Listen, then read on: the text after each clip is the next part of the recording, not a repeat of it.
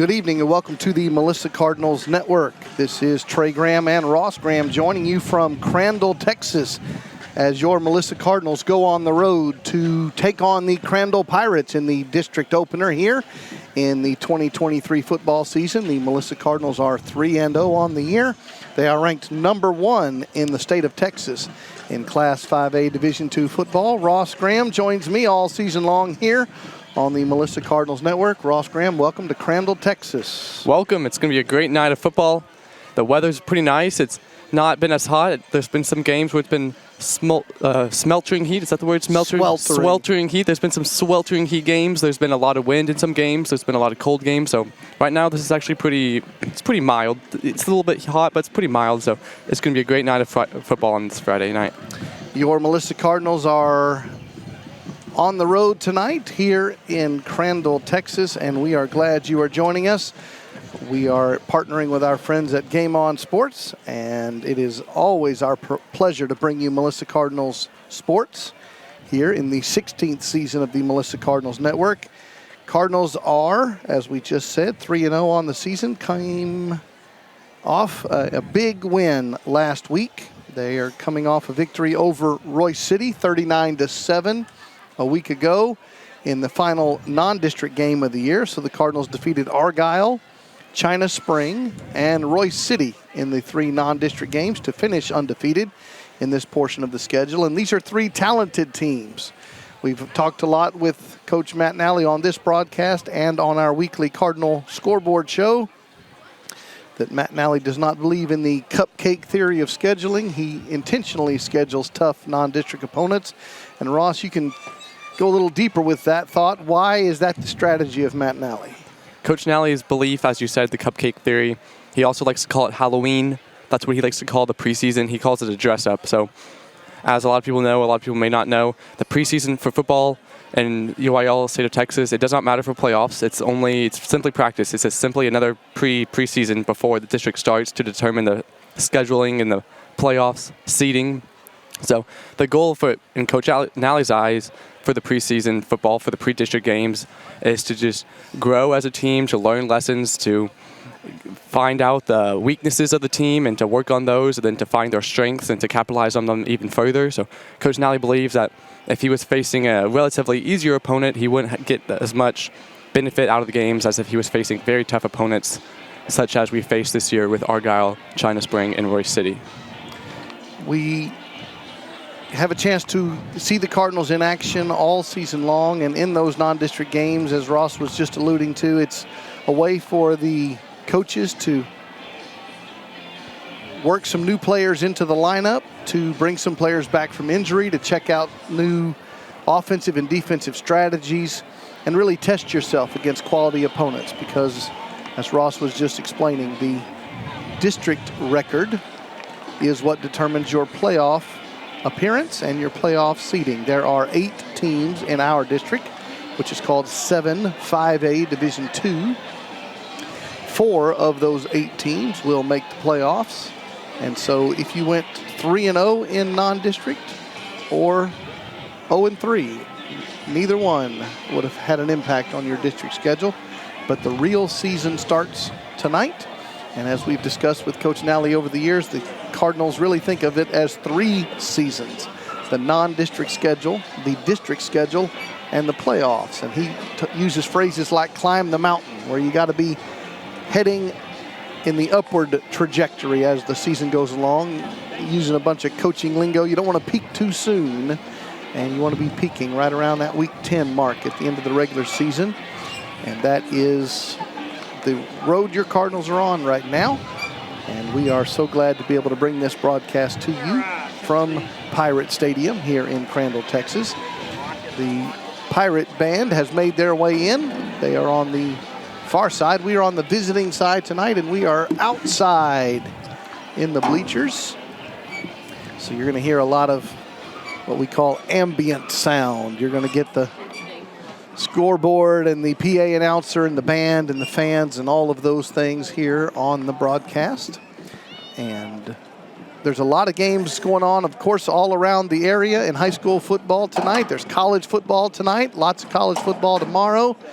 Your Dallas Cowboys are 1-0. Had a big win over the New York Football Giants. We'll talk about that as we go along. So what do the Cowboys do? They get the other New York team this week. The Aaron Rodgers-less New York true. team. That was a dream that lasted 4 whole plays over there for the Jets, Jets. Sad. He is going to finish the season as an undefeated quarterback, though. Because isn't the rule where you just have to start the game, and then if the team wins, you get a win on your record? I think you're correct. I don't think he really cares about that stat right now. It's true. I mean, he's never gone undefeated before in the season. Well, because he's never done 4 plays for a season before. That was sad. Unfortunate for Mr. Rodgers. But Cowboys will, as you say, take on the Aaron Rodgers-less Jets this Sunday afternoon. We'll be talking about high school football, college football, and the NFL all game long as we bring you this broadcast tonight. Your Melissa Cardinals in the white over white tonight. White helmets, white jerseys, white pants, and the red numerals. Crandall Pirates are black and gold, and you'll be hearing all about them as we go along. The Cardinals are the visiting team tonight. They'll be going back into the visiting locker room and coming out later on for the opening kickoff. The gentlemen are setting up the mobile run-through tunnel here in Crandall. And lots of Pirate fans already in the stands tonight, an early arriving crowd here in Crandall. And we've got our contingent of Cardinal fans who are making their way in to this visitor side here on the road game. Our email address, we always love to hear from you, mcnr@melissaisd.org, mcnr@melissaisd.org. We love to hear from you, and you can tell us where you are in the world and who you're cheering on, who your favorite Cardinal is. We mentioned the Cardinals were victorious a week ago over Royce City 39-7. Ross Graham will get into some stats about that game in a moment, but checking the rest of the schedule from last week in our district, Tyler Chapel Hill defeated the Greenville Lions of our district 56-14. Terrell defeated Kaufman. Terrell is an upcoming opponent for the Cardinals. Terrell defeated Kaufman 47-14. Mesquite Poteet from our district had a tough loss to Forney 53-0. These Crandall Pirates defeated Jacksonville 49-17. And North Crowley defeated Lovejoy 43-20. Do you have any questions? Let me know. Denison Yellow Jackets the defeated Kennedale 21-13. You're welcome to come in there and hang out if you need to, or get her all settled in. Yeah. Didn't Camera 3. finish last week. There were a number of games, including this Royce City-Jacksonville game that was actually called off in the third quarter. Remember, Cardinal fans, if you were on the channel last Friday, there was a lightning delay in Melissa at the latter part of the second quarter, turned into a 45-minute weather delay. And once we resumed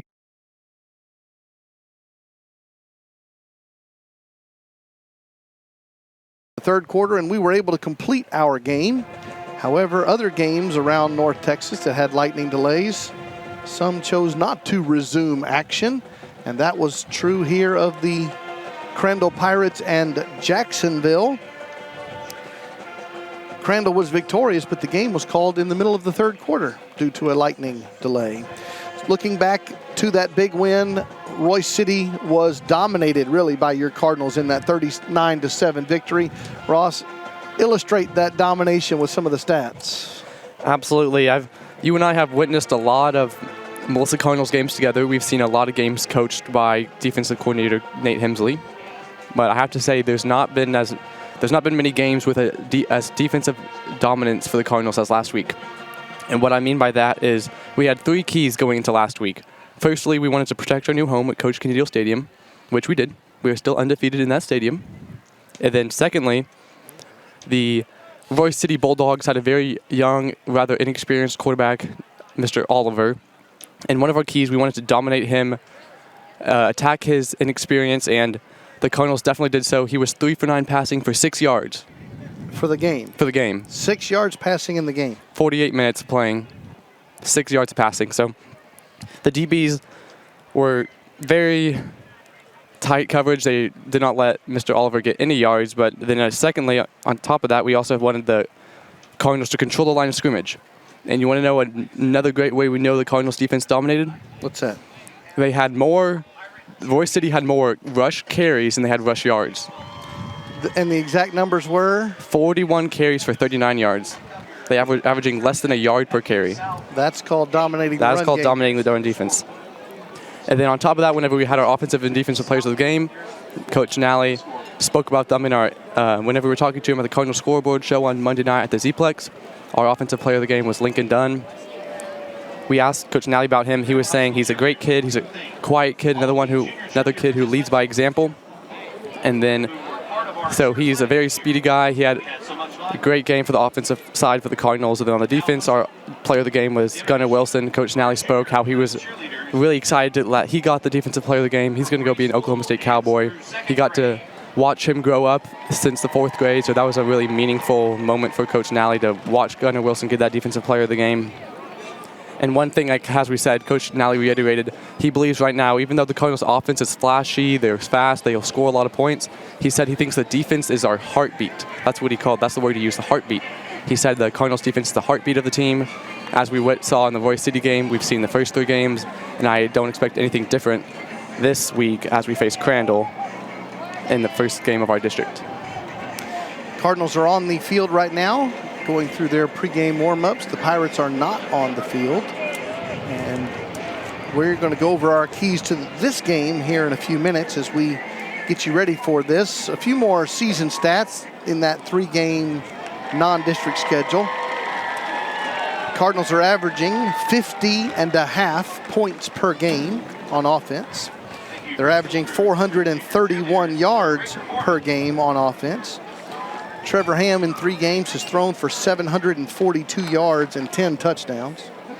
Nate Adejokins rushed for 468 yards and 3 touchdowns, on the way to what Nate Adejokins said was his season goal of 2,000 yards rushing and 20 touchdowns on the ground. So the Cardinals have had a really strong performance here in the first 3 games, and we're looking forward to tonight's game and to the district schedule. And we all have to remember the mantra of 1 game at a time. You can't look ahead to future opponents, and you sure can't start looking at the playoffs this early in the year. But the Cardinals are on a roll and looking for a long run deep into the playoffs. So the Cardinals are 3-0. A few other teams in the area that we track and keep up with their season record so far. Anna, the Coyotes are 3-0.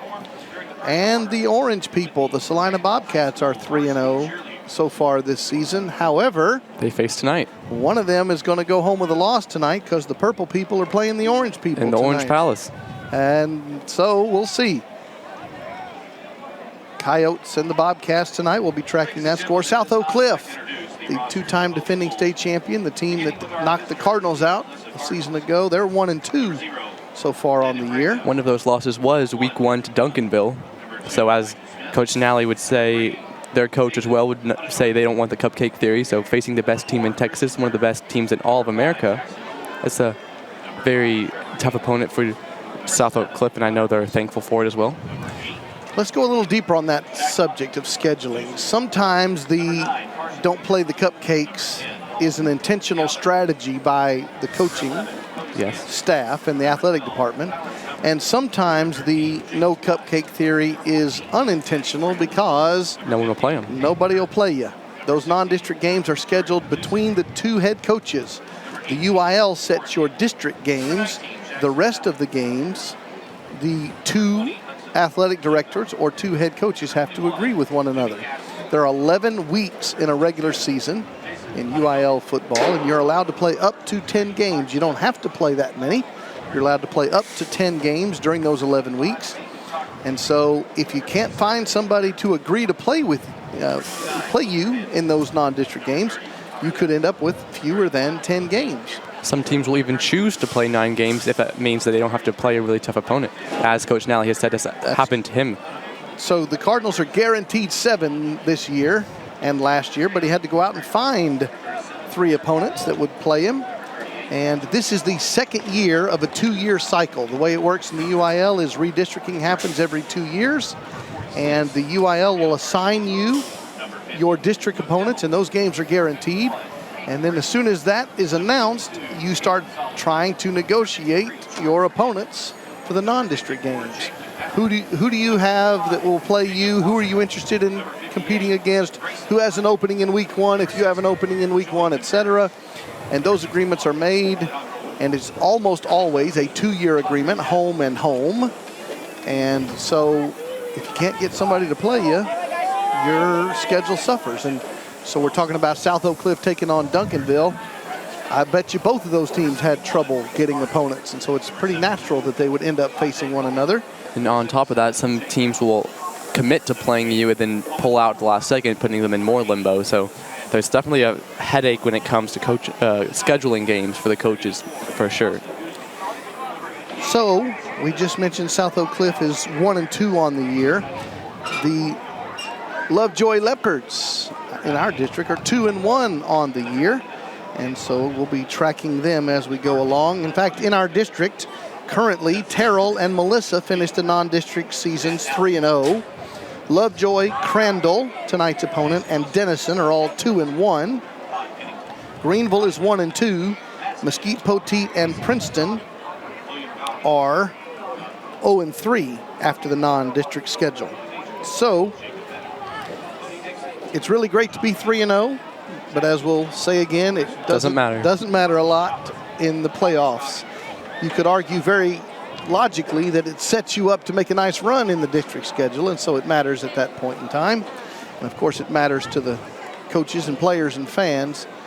But as we're trying to figure out or explain the way the playoff system works here in UIL football, this is what matters most.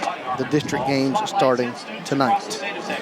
You are listening to the Melissa Cardinals Network. This is Trey Graham and Ross Graham, along with John Graham here at Pirate Stadium in Crandall, Texas. We are so glad you are joining us. Remember, our email address is mcnr@melissaisd.org, mcnr@melissaisd.org. We'd love to hear from you. Tell us where you are watching or listening from. You just might win the Long Distance Listener Award. And last week's winner was a pretty strong candidate coming all the way from Zimbabwe in Africa. So tell us where you are joining us from tonight. We would love to hear from you. Ross, go ahead and describe for the folks that are listening, especially on the radio side, give them a picture, a visual description of what Pirate Stadium looks like. Yeah, so we're actually sitting on the away side, which is unusual for us because the Centerfield logo is backwards for us. It's reversed, so, and the referee will be facing the opposite direction as us. So we are on the away side. There's about 1,300 seats, I believe, in the away side, probably about double that on the home side. Both sides are split up into 3 sections. There's a middle section and 2 outer sections of seating that are completely separated. You have to go down and out to get up to them.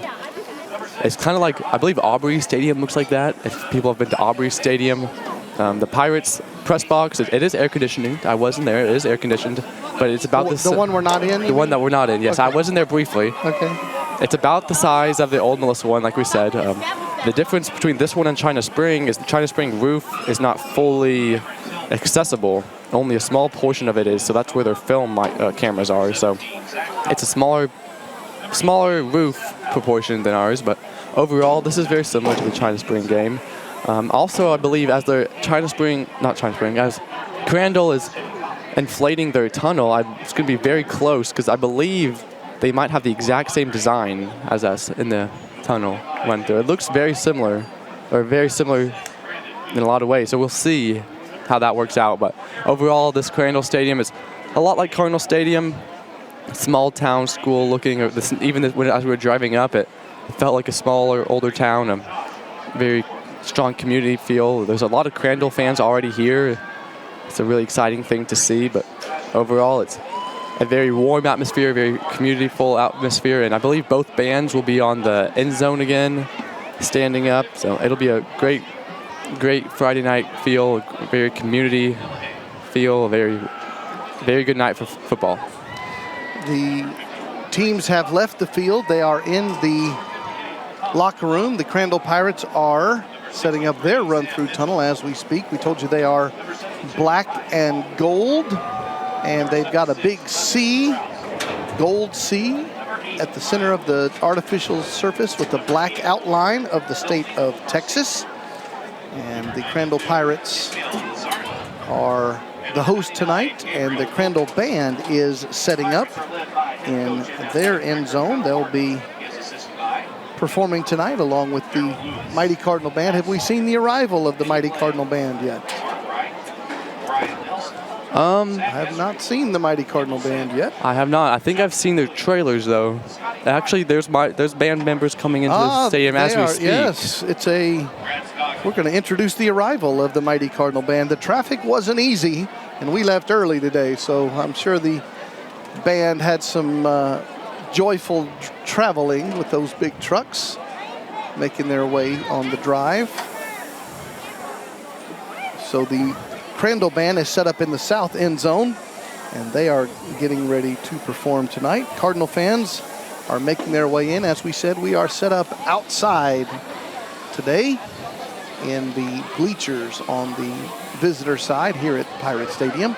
I'll say again, our email address, mcnr@melissaisd.org, mcnr@melissaisd.org. Would love to hear from you. Tell us where you are watching or listening from, and tell us who your favorite Cardinals are.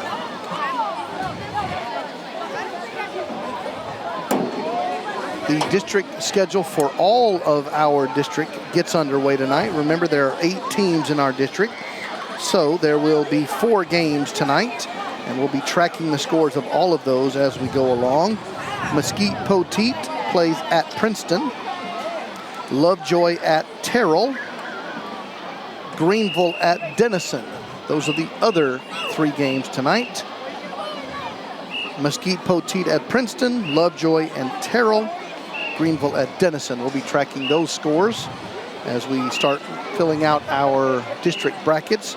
We'll also be following up with the Parish Episcopal. It's a private school out of Dallas playing against South Oak Cliff tonight. We'll be tracking that score, the Anna and Salina score. And so lots of action going on. Who is Argyle facing tonight? Did you say them? I did not say them, but I will look for you.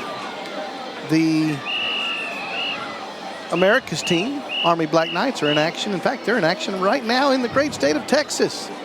Army Black Knights playing at UTSA, the Roadrunners, down in the Alamo Dome. Maybe we'll have a listener from that stadium. That's possible. We should. I mean, there should be Army fans and Melissa fans. And remember, when you're talking about Army playing UTSA, the head coach of UTSA, his name is Jeff Traylor, and he used to be the head football coach of the Gilmer Buckeyes. So Melissa has played against Coach Traylor many times in high school football, and now the Army Black Knights are playing against UTSA and Coach Traylor right now down in San Antonio. And UTSA has become very, very active on the recruiting trail, including giving a lot of attention to Cardinal players. So there could end up being a Melissa to San Antonio pipeline along the way. Coach Traylor's really building a nice program down there with the UTSA Roadrunners. You are listening to the Melissa Cardinals Network. Trey Graham, Ross Graham, John Graham joining you here in Crandall, Texas, as our pregame activities continue. The Crandall drill team and inflatable tunnel is ready for the home team to enter. The Cardinals inflatable tunnel is not yet set up. Our officials are out on the field and ready to go. Our referee tonight is Guy Redfern. The umpire is Brian Davis. The head linesman is Jeff Tokar. Line judge is Kayron Bernstein. Field judge is Aaron Bernstein. Back judge is Craig Chambers, and the side judge is Caleb Buckley. That is the crew tonight under the leadership of the referee, Guy Redfern. Of course, your Melissa Cardinals are led by head coach Matt Nally in his 5th year as the head football coach for your Cardinals. The Crandall Pirates are led by their head football coach and athletic director, Kyle Harden. Their offensive coordinator is Kevin Brewer. And their defensive coordinator is Darrell Lewis. And there are a couple of stats from last week's Crandall game that Ross is going to mention. And I'll remind you, this game was stopped early. The game was called in the third quarter due to the lightning delay, and yet there was one player especially with a tremendous game last week. Yes, sir. Number 1 for the Crandall Pirates, defensive back Kendrick Jones. He's a senior. He finished the game last week against Jacksonville with 7 tackles, 4 pass breakups, 1 forced fumble, 3 interceptions, and one of those interceptions being a pick 6. So that's a I don't know. I mean, I think that checks all the boxes on the defensive stat Tackles, line. sacks, forced fumbles, Pass breakups, interceptions, pick 6. Wow. And all that in less than 48 minutes. Less than 48 minutes. And on top of that, Mr. Jones, last year, he had a very large amount. He had several blocked kicks. That's not something you see often. You might see 1 or 2 a season, but one player, Mr. Jones, he had 6 blocked kicks last year alone.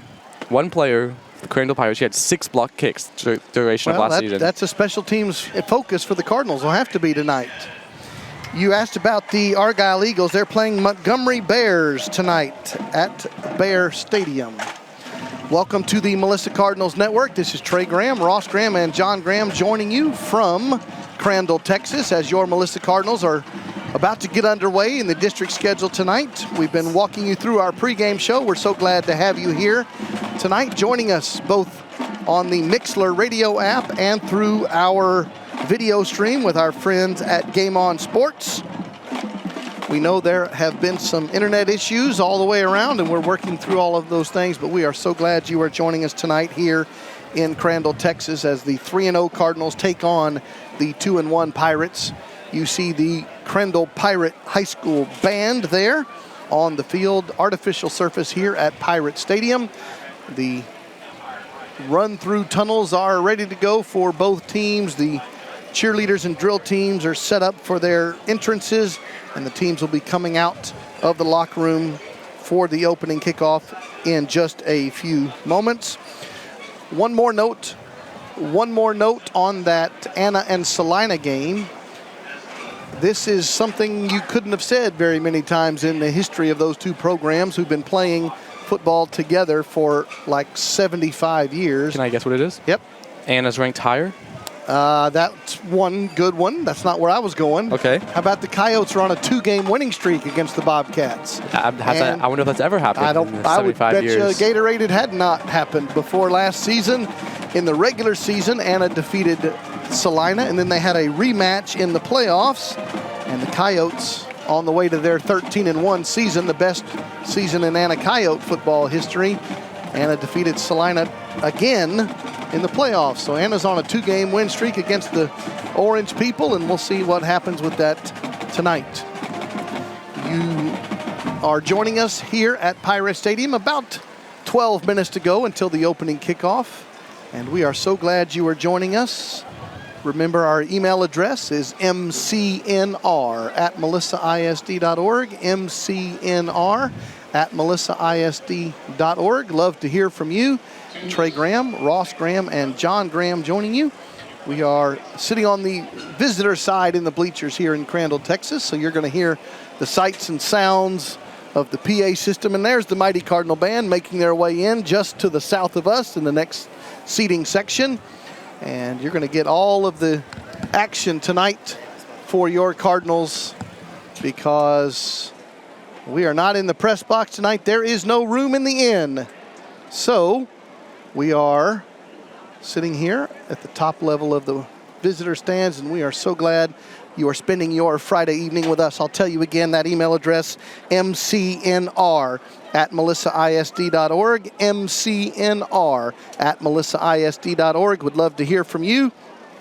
Tell us where you are watching and listening from, who your favorite Cardinal is, and of course, it's always the right thing to do with a shout out for Go Black Knights, who are in action right now against the UTSA Roadrunners. And setting up right next to us, just to our right, would be Coach Deal, just not that Coach Deal. This would be Coach Deal Jr. setting up just next to us. Colton Deal setting up. Will Coach Deal Jr. get a stadium as well? That is an excellent question, and one that in about 50 years we'll ask each other that question. But at this time, there's only one Coach Deal Stadium. Coach Deal Sr., who is down on the visitor sideline last time I saw him a few minutes ago. And Coach Deal Jr. is setting up his camera system for the coaching staff here. And the Melissa coaching staff has to make their home over here on the visitors' bleachers just like we do. Because as I said about the press box here in Crandall, there's no room in the inn. And so everybody's setting up all the way on the fly as we go. The Melissa Cardinals freshman football teams were in action right here on this very field last night. And Melissa has 2 freshman teams. They were both in action in a doubleheader last night against the freshman teams of the Crandall Pirates. And we're happy to report the Cardinals went 2-0 last night. So we had the opportunity to make this drive last night to see some freshman football action, and back here tonight for the varsity action. And so glad you are joining us as we get ready for the opening kickoff. We're about 9-10 minutes away from the action. The Cardinals are 3-0, taking on the Crandall Pirates. And we are glad you are spending this Friday evening with us as we open the district schedule tonight. Coach Colton Deal setting up his stuff next to us. Coach Kenny Deal, the namesake of our home stadium, is down there on the visitor sideline in the south end zone, down there with Paul Anderson. I talked to him before our broadcast. Which one? Kenny Deal. Coach Kenny Deal. Okay. And Duke. Duke Sparks is also here. I talked to him as well. All right. They were getting out of their truck, and they were asking me if our setup's going well, how it's going, and I told them it's very hot, and these Game On people have been here for many more hours than we have, and they've done all the real hard work. But I told them something that we haven't done very many times, especially in the 12 years we were with Coach Kenny Deal. Yes. Something different that we didn't think of before whenever we were sitting outside with Salina and other places. Yes. And that's bring our own tent. Yes, we finally, after 16 years of broadcasting, figured out you could bring your own tent. So that's what we are. We are under the tent here. I think he was a little bit, maybe a little bit upset or jealous. He's like, well, where was it for all those 12 years I was there? But now he has a nice office. So yeah. He doesn't need a tent, yeah, but he would have liked it whenever it was. His digs are a little better than this tent are right now. This tent is right now. All right, you see the run-through tunnel for your Cardinals on the north end zone. That's on the right side of your screen. The Cardinals will be coming through in the white over white over white. As we mentioned earlier, the visiting team, as the District 7 5A Division II schedule gets underway. The sun is setting. The temperature is going to be a nice night tonight. We're thankful it's dry. It's dry for all the fans, but most importantly, it's dry for all this $500 million worth of electronic equipment we've all got sitting around all over the place, thanks to our friends at Game On Sports. And so the Crandall Pirates are coming out of their home locker room. They are wearing black over black over black helmets, jerseys, and pants tonight. And our referee, Guy Redfern, will be getting everything ready to go and inviting the captains to the center of the field for the opening coin toss in just a few moments. It's time to check a few emails from all of our friends coming in. Again, the email address is mcnr@melissaisd.org. Our friends in Victoria, Texas, Leslie and Michael, are checking in as they do every week. And they say, go Cardinals and go Black Knights. So thank you to Leslie and Michael checking in. Shelly Everhart in Florida, cheering on her favorite Cardinal, Carson Maynard. And the Oliver family, Caitlin Oliver, watching in Melissa, Texas. So hello to Caitlin Oliver. All right, we are still working through a bunch of technology issues up here, so we will continue to bring this broadcast to you as we go forward. Thanks again for those who are emailing in. We'll get to some more of your questions and comments on the email stream here in just a few minutes. About 5 minutes to go until opening kickoff tonight. You are watching the Melissa Cardinals Network here on Game On Sports and the Melissa ISD website and our radio app called Mixler. We have folks joining us on both sides of our broadcast tonight, and we're so glad for that.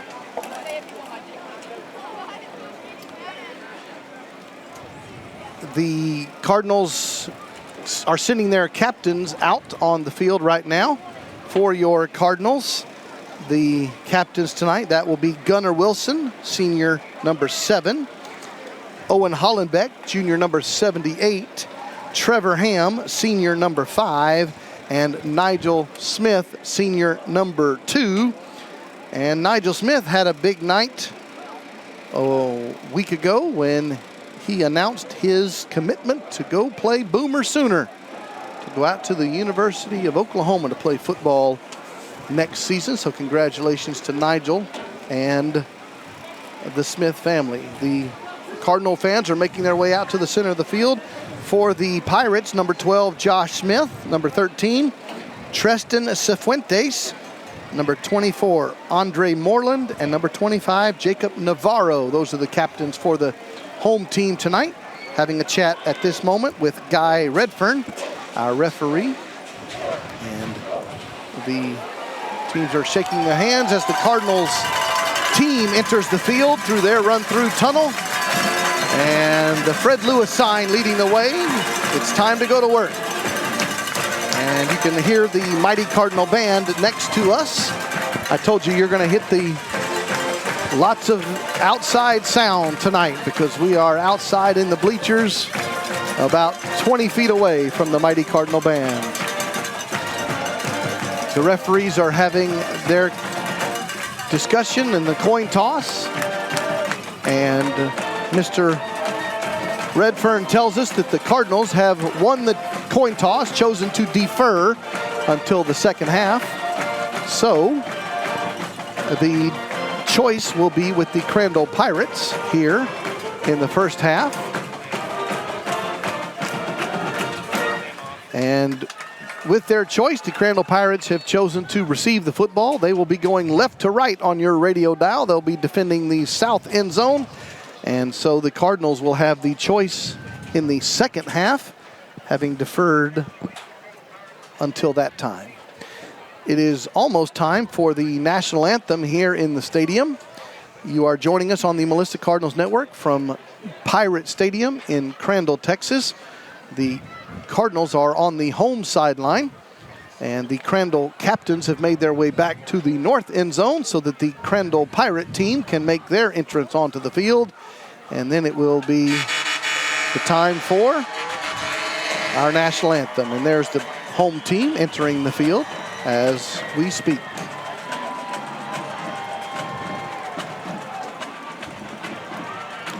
The black and red Cardinals with white over white tonight. The black and gold Pirates with the black jerseys over black pants.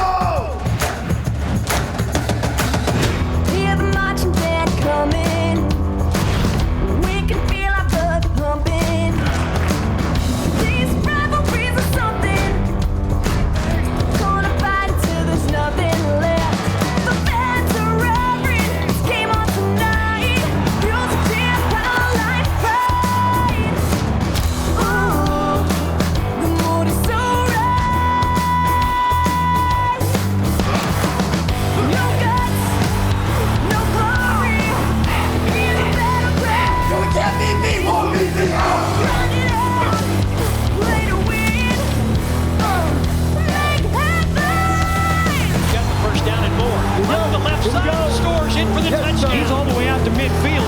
Bo Lilly is going to take this one down to drive, touchdown.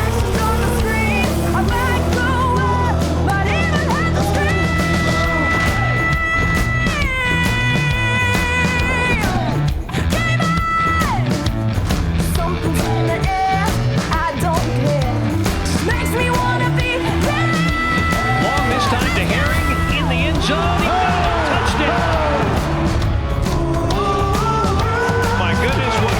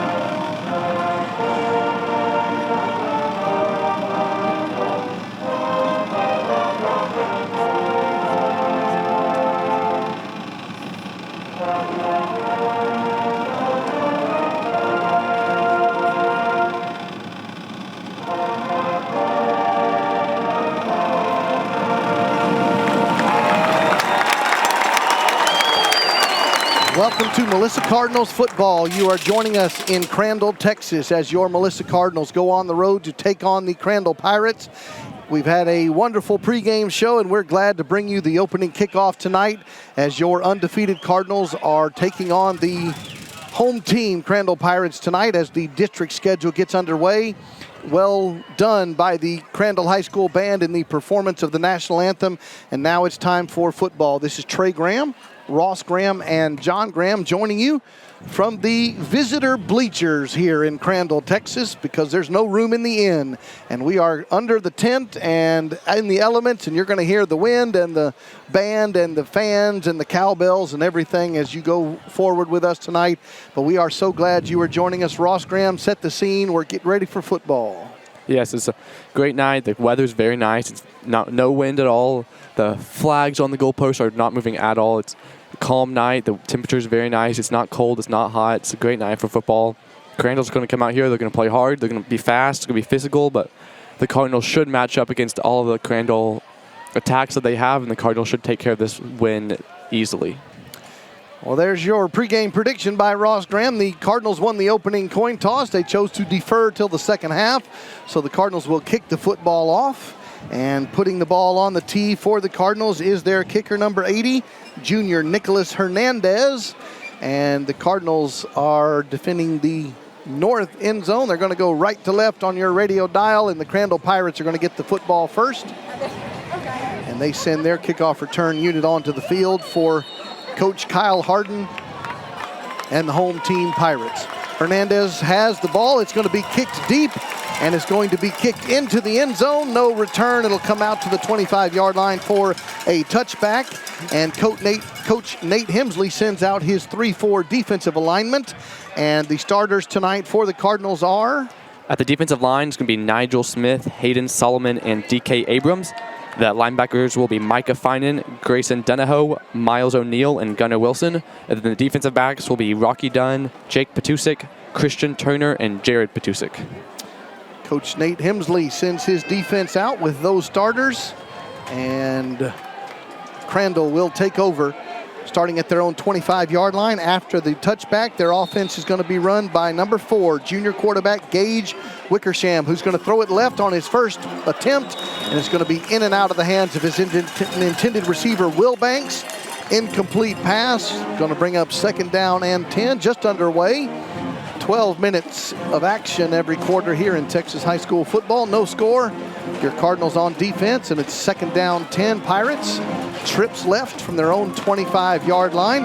Hand the ball off for the first run of the game for the Pirates, and they're going to pick up a single yard on the play. He's going to run right into the hands of Hayden Solomon and Nigel Smith at the defensive line spot. No gain on the play. Or maybe gave him a yard or Single yard on single that yard. gain, so it's going to be third down, about 8.5 on the first drive of the game. Trips left. And again, you got the band right next door, so you're going to be hearing them all night. And they're going to throw it over the middle of the field, an incomplete pass. That was Wickersham going for Wilbanks again, incomplete. And the Cardinals are going to force a 3-and-out. And looks like the Pirates are going to have to punt the football away. Coach Harden sends in his punt team, and that means Lincoln Dunn will be back as the punt returner for the Cardinals. He was our offensive player of the week last week in the victory over Royce City. And we are so glad you are joining us as the Cardinals defense gets a stop here. It's a low snap, and the rush is not on, so the punt is away, and Dunn will take it on the bounce at his own 31-yard line. Going right, gets a good block, and he'll be taken down near the 35-yard line. The Cardinals offense will come out, and Jason Russell is the offensive coordinator calling the plays tonight, and our offensive starters. Quarterback Trevor Ham, as always. Nate Adejokin at the running back spot. Tight end Jackson Ford. Carson Maynard, Lincoln Dunn, and Cody Scanlon at the wide receiver spot. In the offensive line from left to right will be Ryder Slayton, Jake Brown, DeMondre Tasby, Owen Hollenbeck, and Grayson Spann. First down and 10 from the 35-yard line. 4 receivers left in a bunch. Ham looks to his left, throws it out to Lincoln Dunn, complete. He has a bevy of blockers ahead of him, and he's going to get a first down on the first play of the game. Pushed out of bounds just near the midfield stripe, and it's going to be first down Cardinals at the 50-yard line, right on the big Crandall C logo. Now it's trips left with a wing left, throw it left again, this time caught by Carson Maynard. Makes a man miss, and he'll pick up about 7 on the throw and catch. Cardinals come out through the air. Second down 3, 1 minute into the game, no score. Ball's on the left hash, 2 receivers to the short side. Ham takes the snap and gives it to Adejokin, his first carry of the ball game, and he's going to have a first down, picks up about 8 on the play. Spot the ball at the 35-yard line. Cardinals offense in a hurry, trying to put the first points on the board tonight. Again, Twins left to the short side. Ham looks that way, has Maynard open on a post route into the end zone. It's going to be caught. Touchdown Cardinals. 35 yards out. Trevor Ham to Carson Maynard.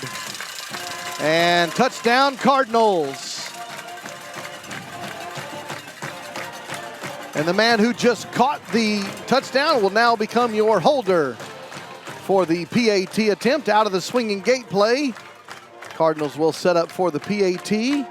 And junior number 36, Sham McGregor, will be on for the PAT attempt. Cardinals lead 6-0.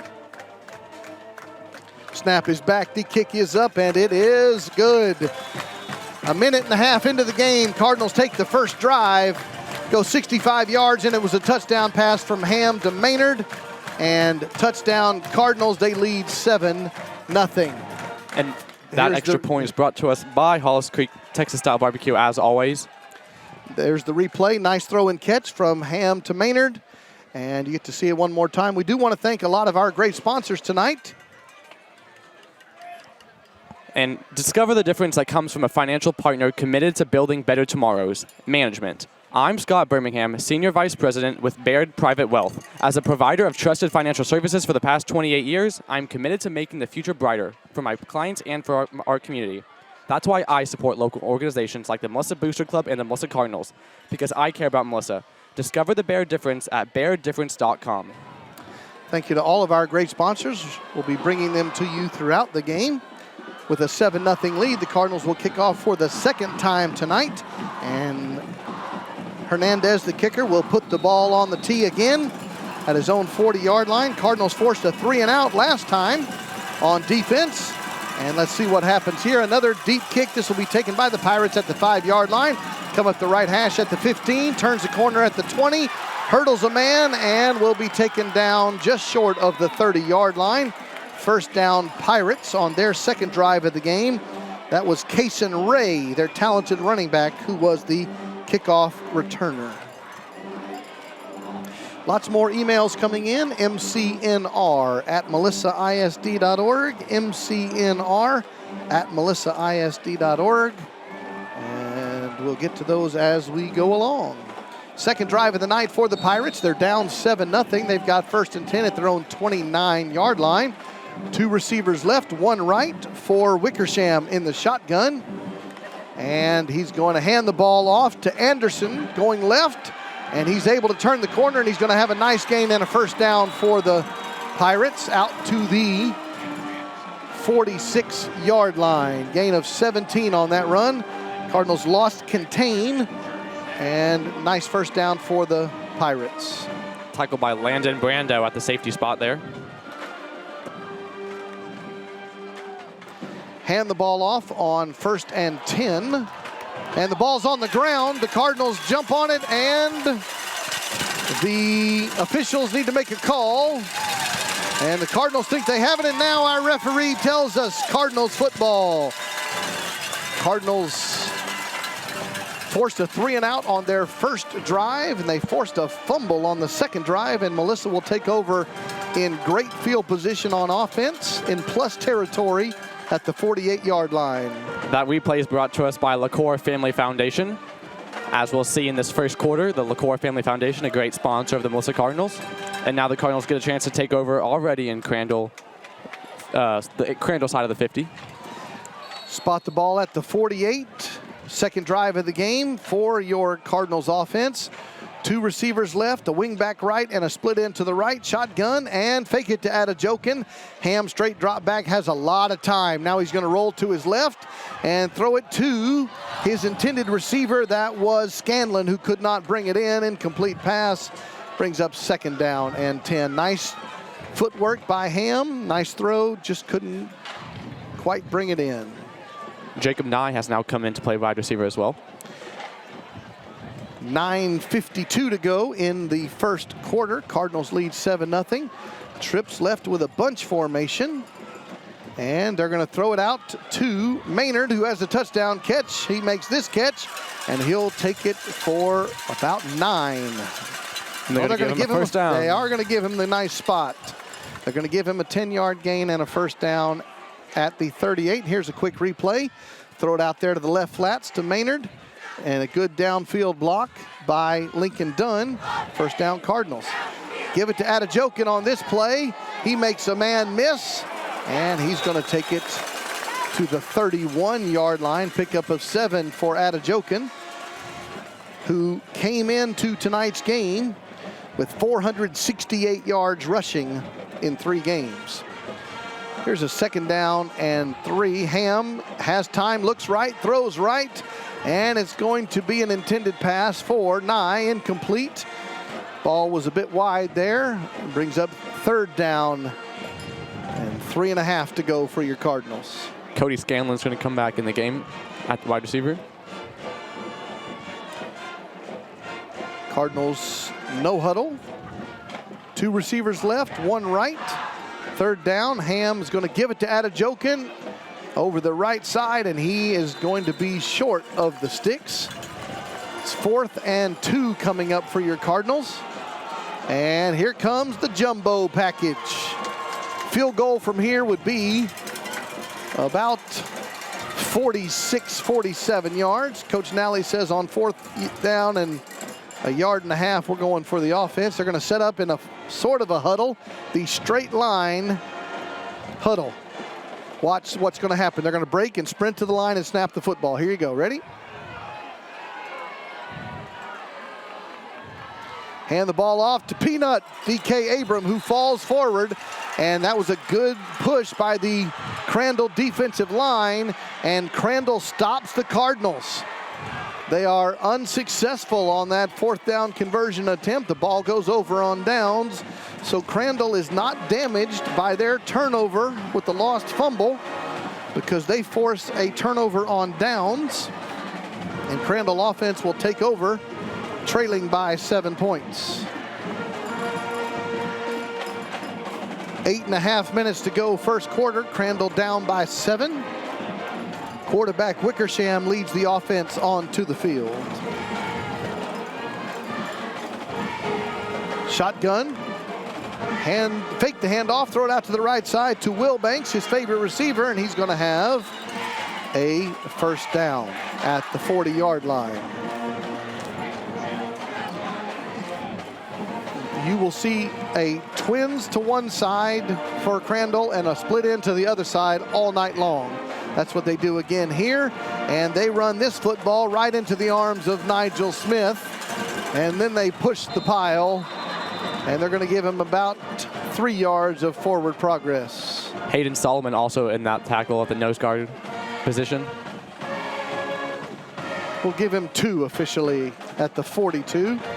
So again, 2 receivers to one side, a split end to the opposite side. That's what Crandall runs. You see that. And a wing back out of the shotgun. Wickersham changing the play here on 2nd down and 8. Give the ball, and they're going to have a positive gain. This is Ray on the carry. It's going to bring up 3rd down for the Crandall offense. 3rd down and 3. Gunnar Wilson on that tackle with Nigel Smith and Hayden Solomon as well. 3rd down, 3. Here comes the man in motion. The Cardinals jump. The officials call the play dead. The Cardinals think the offensive line for the Pirates caused that movement. So our referee, Mr. Redfern, the man in the white hat,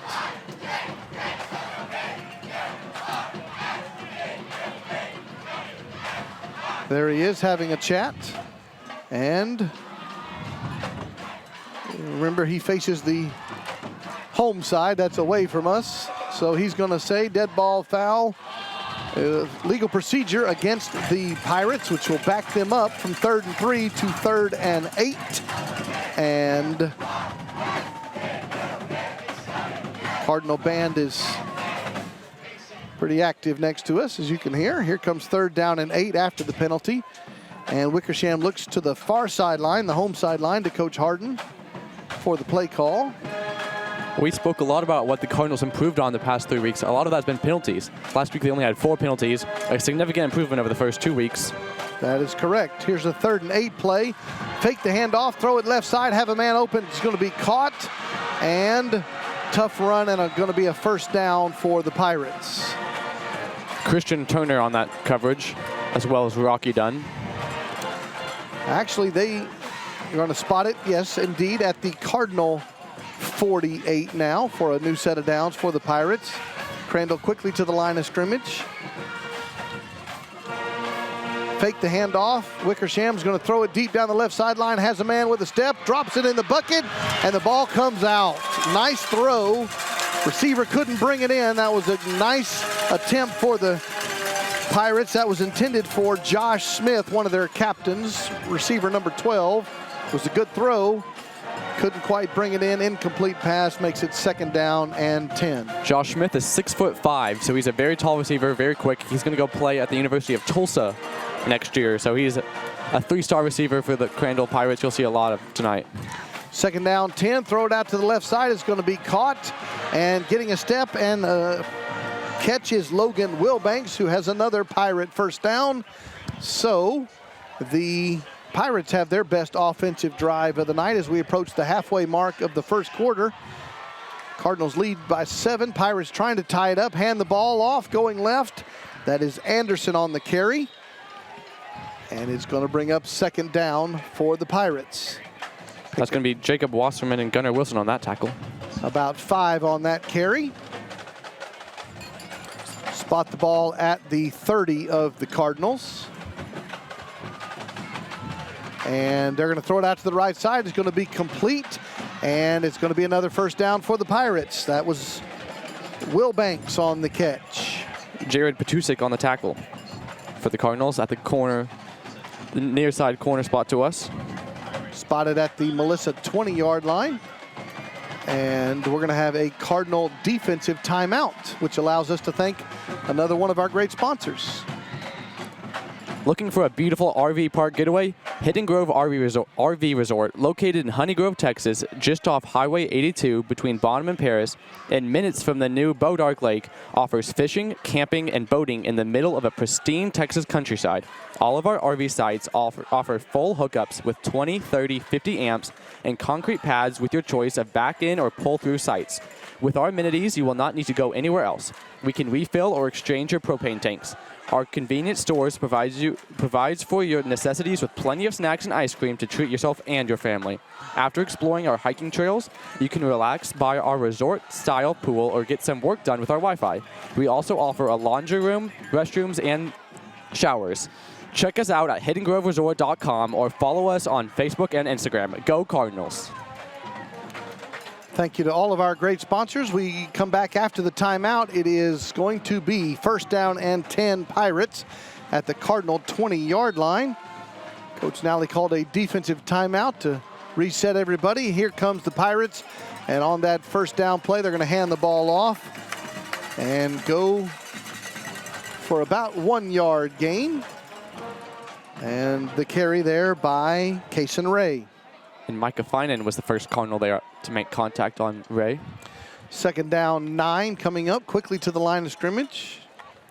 And fake it, handoff, throw it out to the right side. It's going to be caught by Michael Collins. And it's going to be pushed out of bounds. Third down coming up for the Pirates.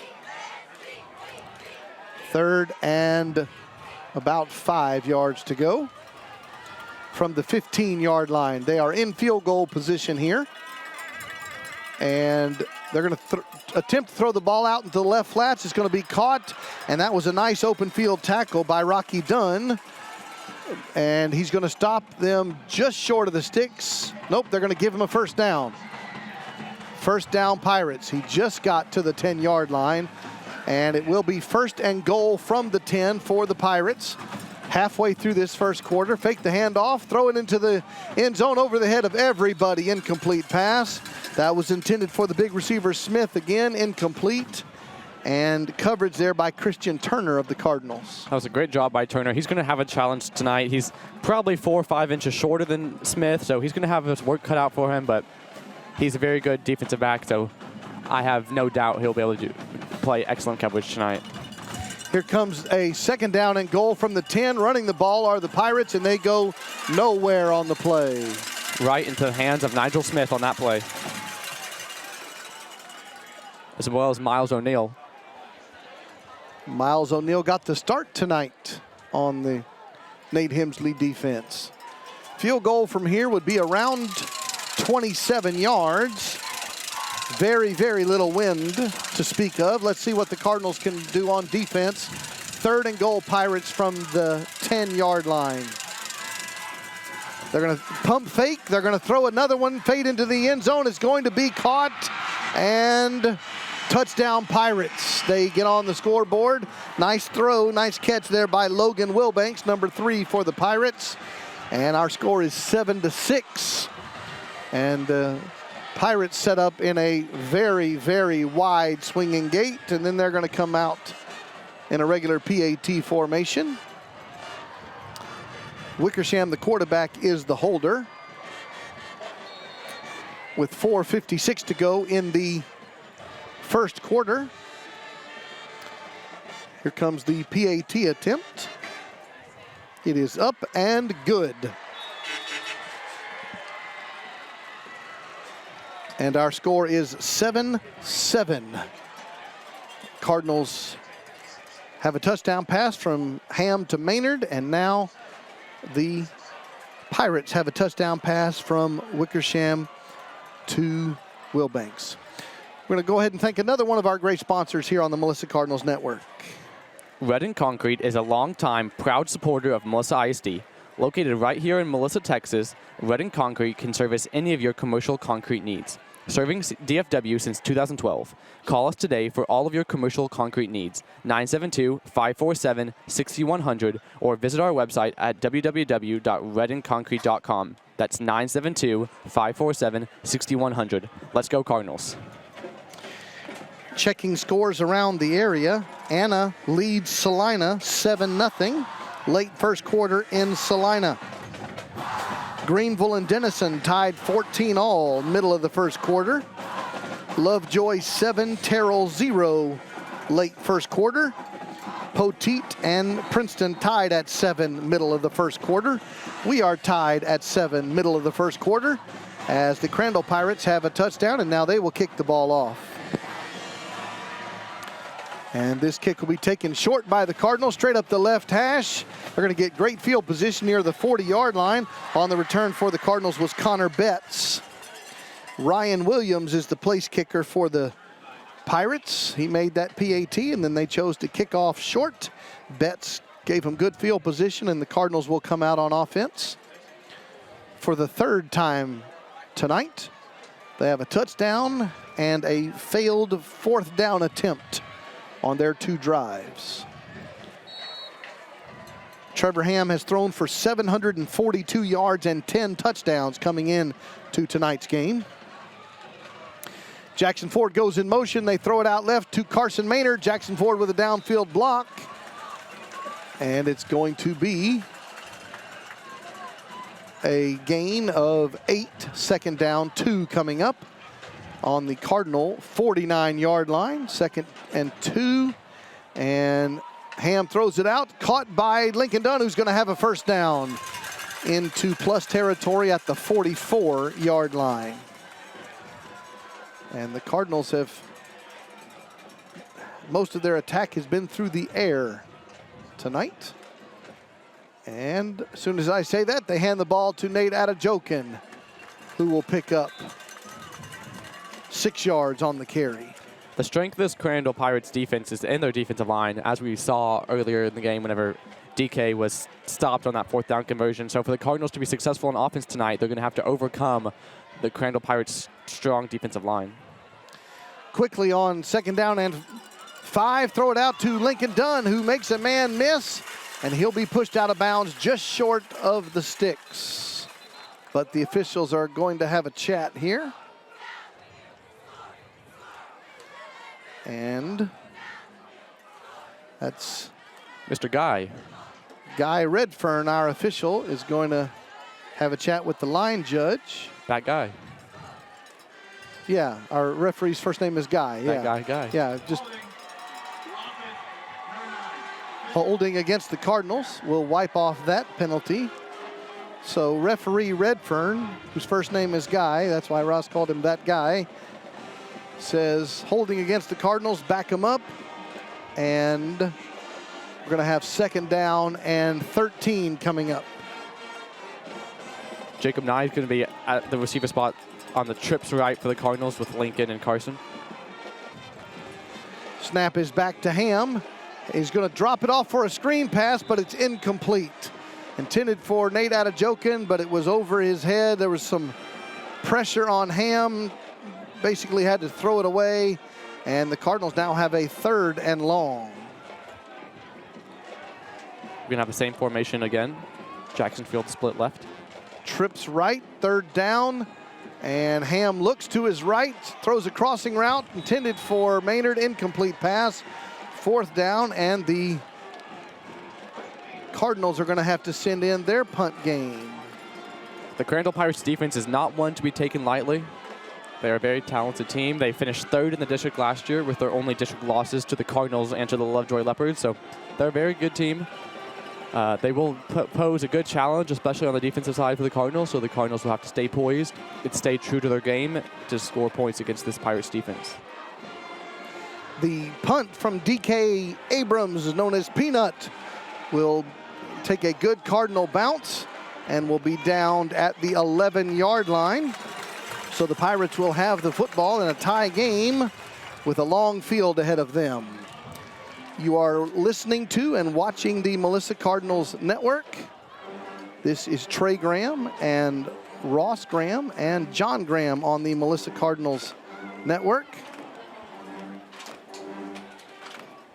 With 3:50 to go in the first quarter, Cardinals 7, Crandall Pirates 7. After the Cardinals punt, they will bring their defense out on the field at the 11-yard line. The Pirates will throw it out on the right side, but it's a ground ball, incomplete pass, bringing up 2nd down and 10. That was intended for Crandall receiver Jeremiah Douglas. Too low for him to catch. Here comes the 2nd down and 10 play. And they're going to hand the ball off going left, have a seam, and they'll take it all the way to the 19-yard line. Will bring up 3rd down and 2. That stop was made by the safety, Jake Patusik, the leader of that defensive back group. Quickly to the line of scrimmage. Wickersham in the shotgun.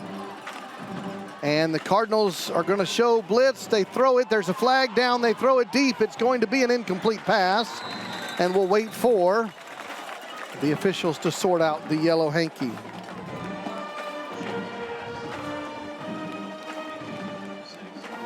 The Pirates have had trouble tonight. They tried to send a man in motion, but then they snapped the ball while the man in motion is right and even with the quarterback. So far on 2 plays when they've tried that tonight, they've been unsuccessful.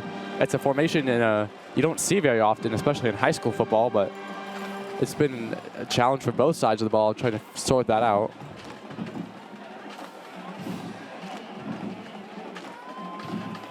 This penalty could easily go against either team.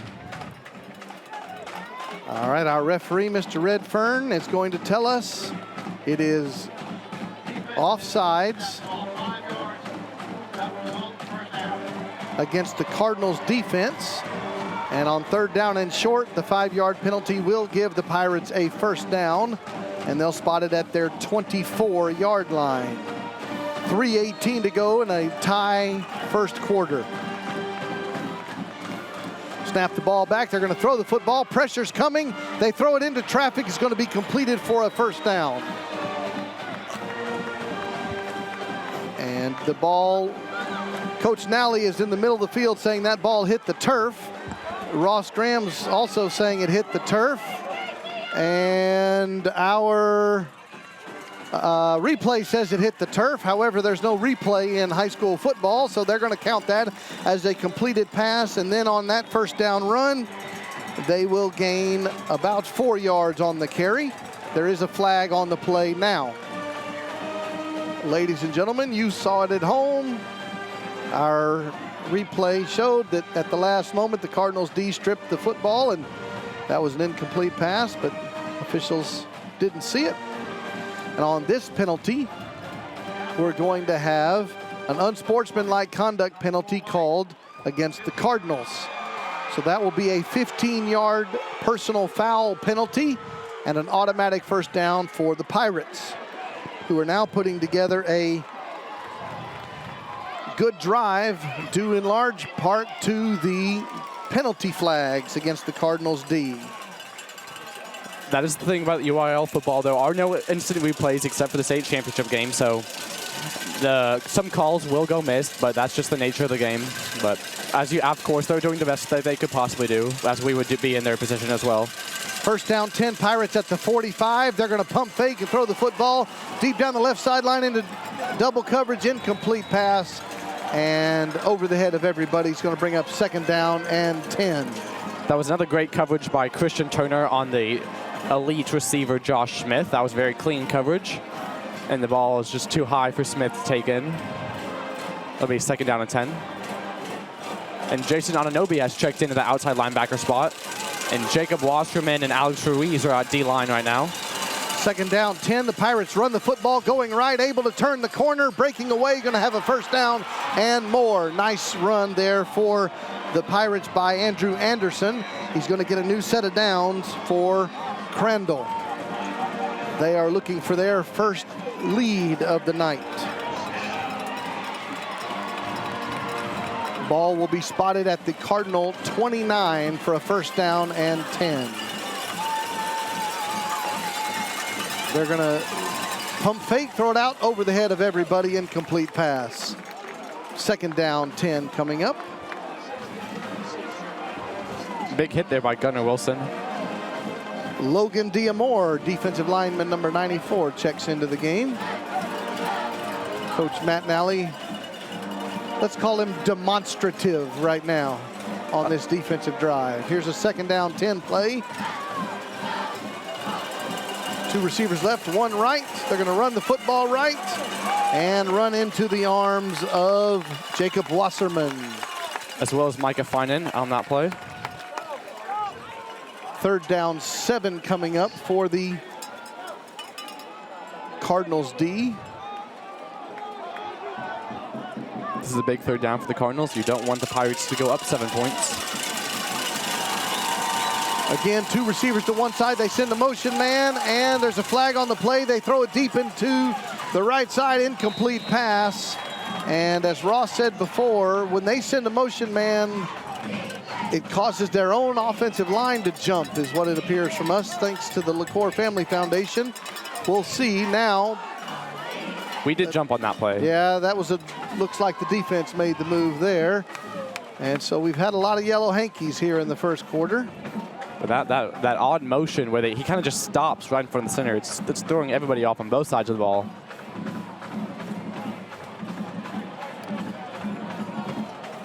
Two minutes to go in the opening stanza. Tie ball game. And our referee still deliberating. And now tells us, well, still deliberating. Offsides against the Cardinal defense. So that was a 3rd and 7. That's going to make it 3rd down and 2. And the Cardinal fans sitting next to us do not agree, as you can see. 3rd down for the Cardinals defense. Trying to get a stop here. Field goal would be about 40 yards from this spot, maybe 39. Let's see what Coach Harden chooses to do for the Pirates. They're going to run the football, make a man miss in the hole, getting a 1st down. Nice run for the Pirates, and it's going to be a new set of downs for Crandall. And the 2-minute mark here of the first quarter. Here's another replay. And as they say, didn't get to contain on the outside, and having to chase him down from behind was Jake Patusik. And it's going to be 1st down, but we have another yellow hanky and another referee deliberation.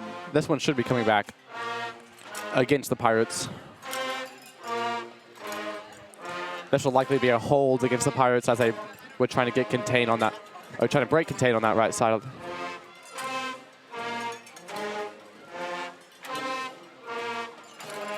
All right, Mr. Redfern tells us that he agrees with Ross Graham. It is holding against the Crandall offense. So that will back the football up. The umpire will walk 10 yards in the southerly direction and spot the football at the 29 of the Cardinals. Here's a replay showing there's a hold when you grab a jersey and throw him to the ground. 3rd down 11 coming up for the Crandall offense. Noisemakers in the stands next to us. Not the people, the little loud things. Here we go, 3rd and 11. The Pirates are going to throw the football. They have pressure from Nigel Smith, throws it late, and it's going to be incomplete pass. Mr. Wickersham, the quarterback, could hear the feet coming of Nigel Smith. Had to get that one away. Incomplete pass. 4th and 11, and we've got another yellow hanky on the field.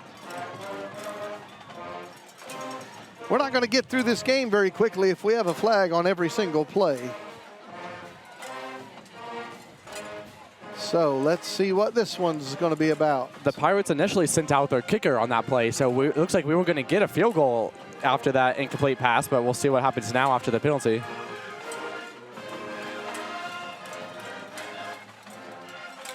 And our referee still deliberating. Army Black Knights in action. They're winning right now. The good guys over the UTSA Roadrunners. I mean, we like the Roadrunners, just not the Black Knights or anything. So go Black Knights. Army in action tonight. Down there in the Alamo Dome. You can see we're watching Melissa football and Army football at the same time tonight. All right, our referee now tells us a dead ball foul, personal foul against the Cardinals defense, which will be an automatic first down. So the Cardinals got to stop. They were going to force a 4th and long, but a personal foul against the Cardinals defense will give Pirates new life. First down 10 at the 18-yard line.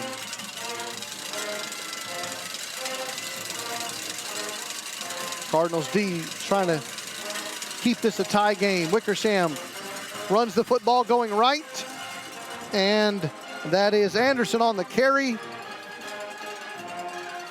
And he takes it to the 10-yard line, gain of 8, 2nd and 2.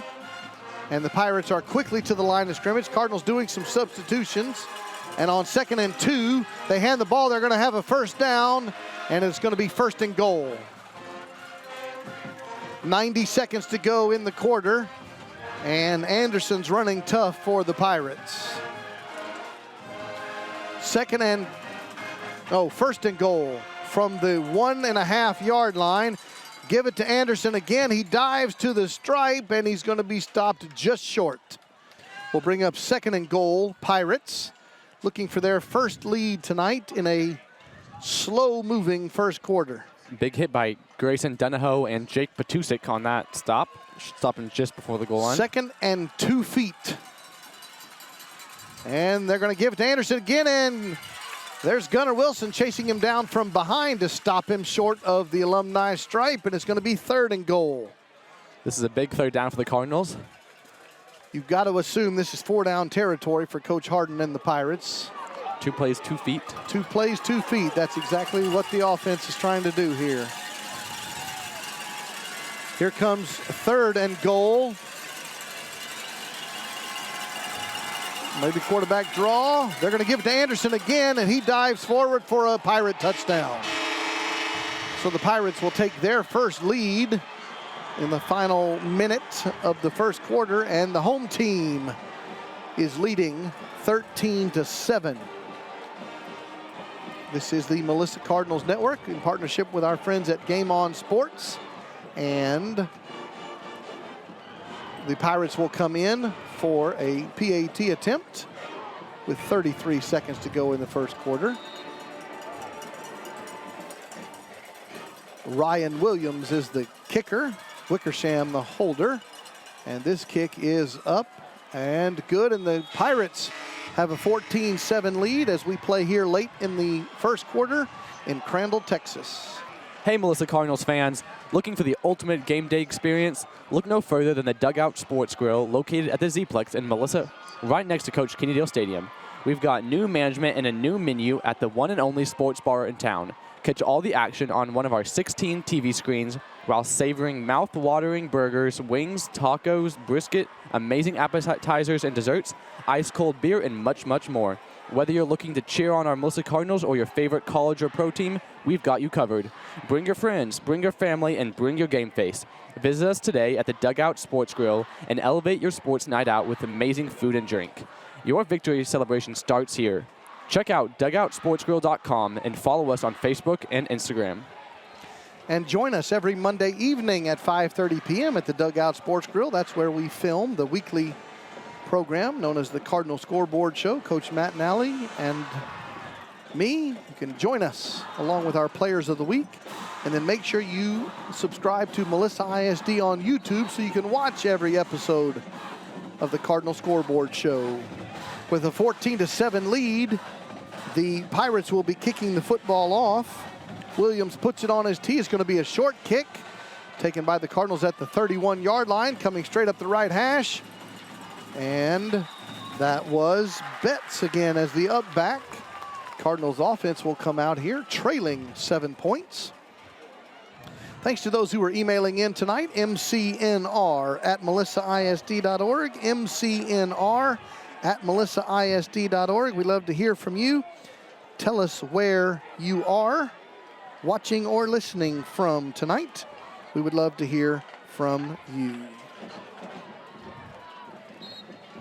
First down and 10 Cardinals at their own 41-yard line. Ham takes the snap, gives it to Adejokin, who runs into the back of Jackson Ford, and he'll move the pile about 2 yards on that play. Told you that lots of folks are already checking in on the email. We love to hear from you. Adam Maccabee checking in from Melissa, Texas. And Kevin Ware joining us from Mississippi, cheering on Nate Adejokin, who runs the football right now on cue, and he takes it forward for a big first down, past the 50 and the 40, past the 30, all the way down to the 25-yard line. That is 34 on the run for Adejokin. First down, Cardinals, and thank you to Kevin Ware for cheering on the Cardinals. And here's a great run by Nate Adejokin. You see that replay. Another great replay by the LaCour Family Foundation. A special thanks to them for sponsoring all of our first quarter replays. And that finishes our first quarter. And we do also not only want to thank all of our great sponsors and our friends at Game On Sports with the boss man, our producer Craig down there, but we've got Melissa High School students running some of this technology as part of our Melissa High School AV program, and that was Ryan on replay. Carol is on camera tonight, and Shakira on camera. So we got lots of great Melissa Cardinals High School students. We've got them in the broadcast booth. We've got them on the cameras. We got them in the truck. We got them in the band. Some of them are even playing football tonight. So well done to Melissa High School. We want to say hello to Sally Green, cheering on Carson Maynard and the Cardinals. Norris and Tori Whitmore are the grandparents of Rocky Dunn and Lincoln Dunn, and they are in Santa Clarita, California, and they say cheering on the Cardinals has become our favorite weekend activity. I'm sure they wanted to say and the Black Knights there as well, but thank you to joining us from California to the Whitmores. And our good friend Mike Gooseby, Trevor's dad down there, cheering on the Longhorns. And mom is here at the game in Crandall cheering on younger brother Austin. So hello to the Goosebees. Here comes the beginning of the second quarter, and give the ball to Nate Adejokin again, and he's going to take it.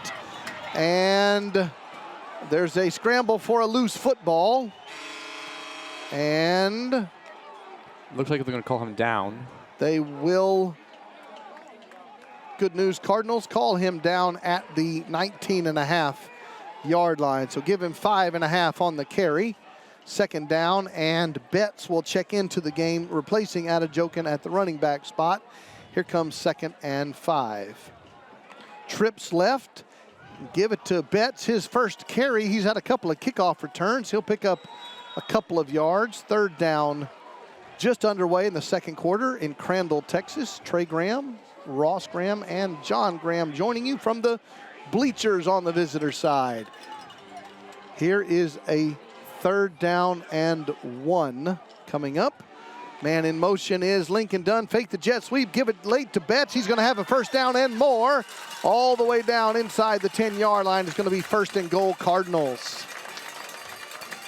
Great run by Betts, setting the Cardinals up for a great opportunity to score and tie the game. Melissa is averaging 50.5 points per game this season. They only scored 7 in this first quarter, trying to add to that. And we're going to have a stoppage of play, timeout called by the Crandall defense. We're going to thank another one of our sponsors after I tell you that Travis Ray and Jordan Fonville are joining us from the Coast Guard Air Station in New Orleans. Go Grayson Span. Thank you to Travis. And Coach Brad Crawford and Dr. Debbie check in from the house in Melissa, Texas. Great job, Cardinals. They say hello to Coach and Dr. Debbie Crawford. Morales Custom Homes. For all of your home construction needs, use Morales Custom Homes, an honest and trustworthy company who is committed to giving homeowners the experience they deserve, specializing in custom home builds, additions, and remodels. For your next project, call Victor Morales, your locally trusted builder, at 806-626-2045. Again, call Morales Custom Homes at 806-626-2045. We thank all of our great sponsors, and we do also thank the First Melissa Church family for being a sponsor tonight. We invite you to go to our church website, firstmelissa.com. You'll find out information about all kinds of ministries for the different members of your family. Worship services on Sunday, 9 a.m. and 10:15 a.m. Go to firstmelissa.com. After the defensive timeout, it's first and goal for the Cardinals, and they're going to switch to a trips left and tight left. Adejokin is going to take the handoff. He's going to go right, tries to turn the corner, and does. Shows great speed. Touchdown, Cardinals. Touchdown, Nate Adejokin. Score is 14-13. Cardinals on the board again. They've got a touchdown through the air and a touchdown on the ground tonight. Coming out of the swinging gate play, and Sham will come out. Now, Ross, what's your theory on the shoes? Yeah, well, that's what I'm about to say. We've mentioned he often wears he has worn his bright orange shoes at home games, duller shoes, colorless shoes away. And the theory still stands. The trend continues. Sham's kick is up and good. We're tied 14-all. Sham's wearing the plain old boring white shoes tonight. Sometimes those kickers are known to wear those glow-in-the-dark shoes, but Sham's going all white tonight. Thanks to Hollis Barbecue for being our PAT sponsor. And 1 minute into this second quarter, we got a tie ball game tonight. You know what it must be? The turf at Coach Kennedy Stadium is so sacred and so amazing that it can only be worn. The orange shoes can only be worn on the turf of Coach Kennedy Stadium. And all the replays on the last drive were brought to us by Maria's Mexican Grill, as they will be for this entire second quarter.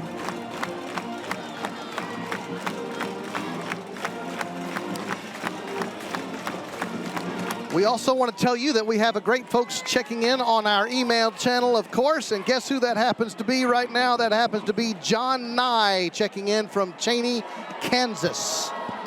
I wonder who he's rooting for tonight. Jacob Nye, his favorite player. So hello from Kansas. And the Nyes are sitting down here right below us. Thankfully not blocking our view, so we appreciate that very much. All right, now, after the Nate Adejokin touchdown run, we've got a tie ball game. And Hernandez will put the ball on his 40-yard line and kick it away. It's going to be a short kick, fair caught near the 25-yard line. Allura Ware checks in, says it's much love to the Cardinal band and the color guard from Allura Ware. Brett Wiggins checking in from Disney World in Orlando, Florida. Brett and Tracy. Wiggins cheering on Trevor and the Cardinals. Lots more emails to get to in just a moment. 14-14 is our score. We are at Pirate Stadium in Crandall, Texas.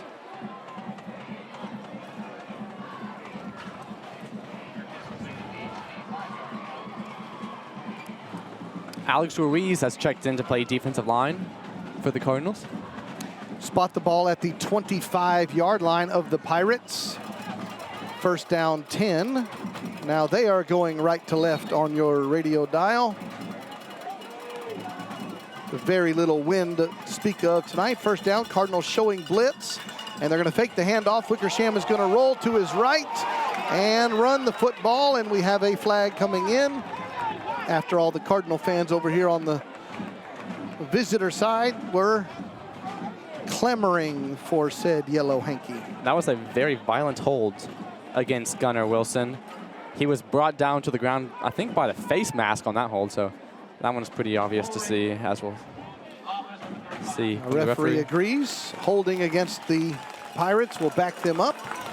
It's going to be first and long.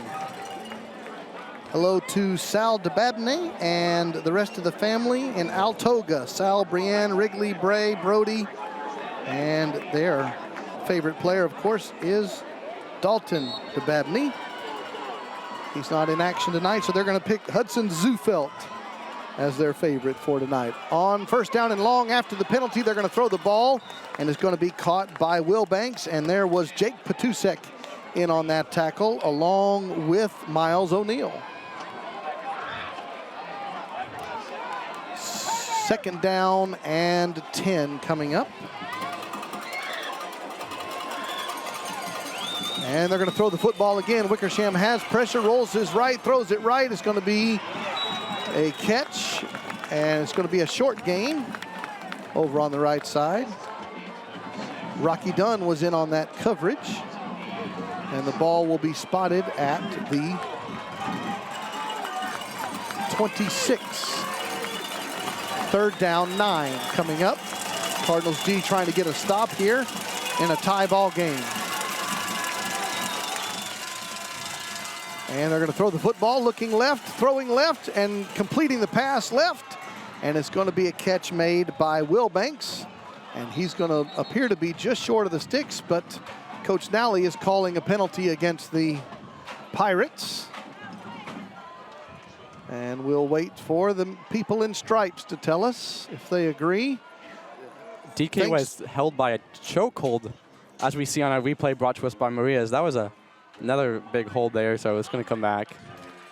Another holding call, says Mr. Redfern, and we do thank Maria's Mexican Restaurant for being our replay sponsor here in the second quarter.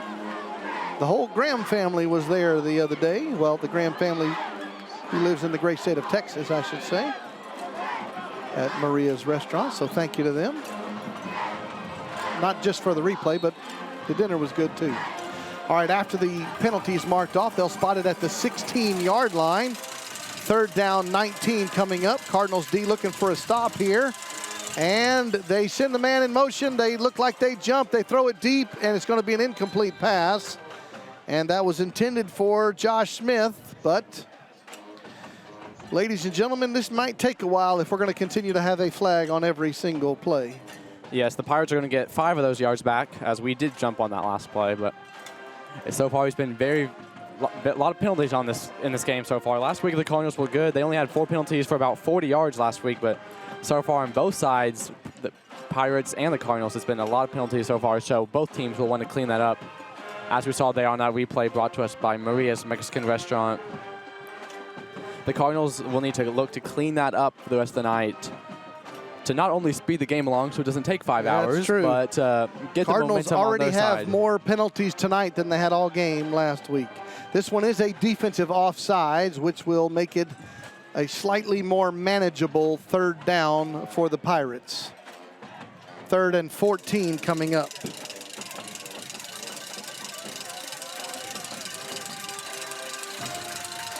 A big third down stop for the Cardinals here as they look to get the momentum back on their side. They're going to throw the football on 3rd and long, throw the post route, and they throw it to Smith, but way over his head. Good coverage by Gunnar Wilson and Patusik. 4th and long, and we'll see if Coach Harden's going to send out his punt unit here. Christian Turner was also the corner on that play on the coverage, so Smith was nearly triple covered on that play. So good job by the Cardinals. Going to get the ball back. Just under 10 minutes to go in the second quarter. We'll look to see if Lincoln Dunn can catch this ball. Cardinals will start with a very good field position already in the Pirate field territory. Dunn stands at the midfield stripe. Snap is a good one, and the punt is not a good one. And the Cardinals are going to get good field position. Remember our email address, mcnr@melissaisd.org, mcnr@melissaisd.org. It's a tie game here between Melissa and Crandall, but here's the question of the night for Cardinal fans. Okay. Are the Cowboys as good as a 40-0 beat down of the Giants? Or are the Giants as bad as a 0-40 loss? I think that's okay. We'll make it a 2-question survey. Or could it be partially both? Or could both be true? How many answers do you want to have? I don't know, Ross? but I mean, it's not just an easy answer, just not one. It's not a Okay. yes. All right. Well, tell us, what should we know from a 40-0 beat down of the Giants if you're a Cowboys fan? 1st and 10 Cardinals after the short punt, and Ham is going to throw the football, and it's going to be stopped dead. There was an inadvertent whistle somewhere, I think, up in the stands, and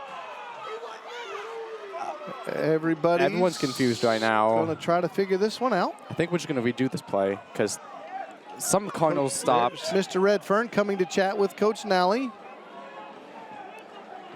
Chris and Tony Mallory check in from South Dakota as usual. Thank you to the Mallorys. And our referee tells us what happened this time. There was no play. We had a timeout. No penalty, no play. It was like it never happened. So let's redo this thing. First down and 10 from the 42 of the Pirates. Trips left, Pirates jump. Trevor thinks he has a free play, throws it deep down the middle of the field, and it's going to be an incomplete pass. And it was intended for Lincoln Dunn. Emma Almazan is Elijah's sister, watching from home, cheering on her favorite Cardinal number 66, Elijah Almazan, junior offensive lineman. So hello, Emma. And Sylvia Sanchez checks in, says, let's go Cardinals. 5-yard penalty on defensive offsides, spots it at the 37-yard line. And we're gonna have 1st and 5 Cardinals. Trips right to the short side here. That's Ford, Montgomery, and Nye split right in the trips. Ford goes in motion. They snap the football and give it to Nate Adejoken over the left side. He makes a man miss and a cut in the hole, and he's going to have a 1st down. Nice run, Nate Adejoken, to the 22-yard line. Pick up a 15 on the carry. That was great blocking by Tasby, Owen Hollenbeck, and Jake Brown at the interior offensive line to give Nate that great hole to run through there. Fake it to Nate, throw it out to the right side. Is going to be caught, and it's going to be Nye on the catch. Pushed out of bounds at the 12-yard line. 2nd and 1 now. For the 2nd Cardinals. down 1, and throw it out to the left side. Is going to be caught by Montgomery, and he's going to be dragged down by his headgear. His first catch of the night, but it will be a 1st and goal Cardinals. And in this case, we don't see a yellow hanky. The ball spotted at the 4-yard line. He's fortunate his helmet stayed on that play. 1st and goal from the 4. Ham in the shotgun. 2 receivers to the short side. And they're going to roll left, throw it left to Jackson Ford, who goes in for an easy touchdown. And he has to hurdle the big horn thing over there of the Pirates. But he hurdles that successfully. And the future Oregon Duck scores the Cardinals' 3rd touchdown of the night. They lead 20-7. And here comes the man wearing white shoes, Sham McGregor, for a PAT. 9 minutes to go in the first half. Maynard is the holder.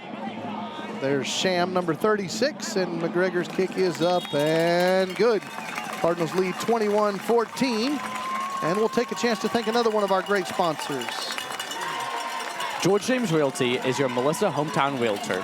For the past 30-plus years, George has been proud to call Melissa home. Whether you are considering buying a new home, buying a pre-owned home, or selling, George is a realtor to call. Melissa's 2017 Citizen of the Year, Melissa Schools Difference Maker awardee, Citizen George has been recognized by D Magazine, Hillwood Community's Local Best Magazine, top producers, and more as one of the best realtors in the DFW area. More importantly, has helped many of your friends and neighbors find their home in our wonderful community. Please call or text George at 214-536-9994 or email George at g.james79@sbcglobal.net. It's a great day to be a Melissa Cardinal. Go Cardinals. Thank you to George James Realty for being our sponsor of this broadcast, along with all of our wonderful sponsors. And after the Cardinals touchdown, they will be kicking the football off with 9 minutes to go in the half.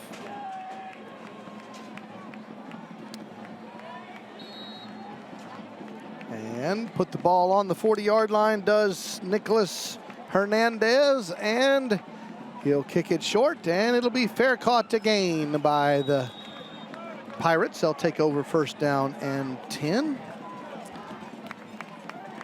Shelly Everhart checks in. Miss Mallory Peel checks in, says hello to her daddy, Coach Peel. Alan Spear checks in. Karina Campos checks in. Shout out to William Hernandez and Emma Hernandez. Cardinals cheerleader and football player. William and Emma, two different ones there from Grandma watching in Marfa, Texas. So hello to Karina.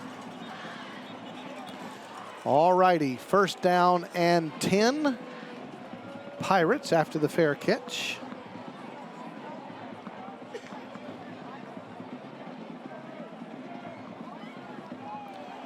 All right, we're waiting for everybody to get rolling here. The ball's going to be at the 21-yard line. This formation that the Pirates are in right now, they only did once in the entirety of the last game, where they have a bunch receiver on the left. So look for some sort of trickery, some sort of weird play. I mean, they're still trying to get something sorted out, but this play, this formation you're about to see right now, they only did this once last game. So something is definitely irregular going to occur for the Pirate offense right now. Our referee, Mr. Redfern, went over to speak to Coach Harden on the home side, and that is the reason for this delay. Jill Murdoch checks in. Neil Good checks in. Mike Osili checks in. Charles Dwight checks in. Thank you all for emailing. mcnr@melissaisd.org. We are bringing this broadcast to you on the radio side and on the live stream video side, and we're using up all the internet that exists in Crandall, Texas. So we're going to do our best to bring you the broadcast, and we thank you for watching. First down and 10, hand the ball off the right side, and the Pirates are going to have a nice game. Out near the 30-yard line, we'll bring up second down and short. There's Micah Finan on that tackle.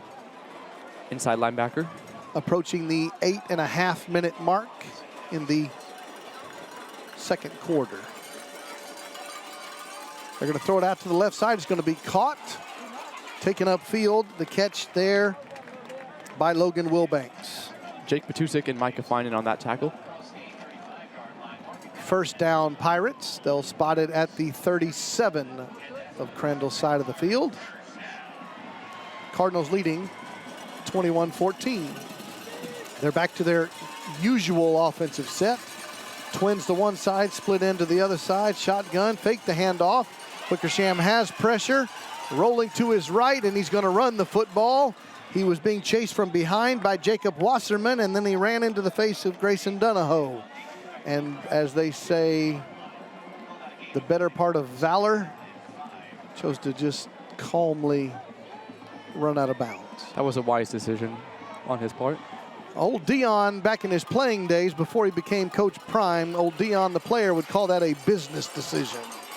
All right, hand the ball off to the Pirates, and they're going to run it to the midfield stripe for a first down. Another tackle by Micah Finan.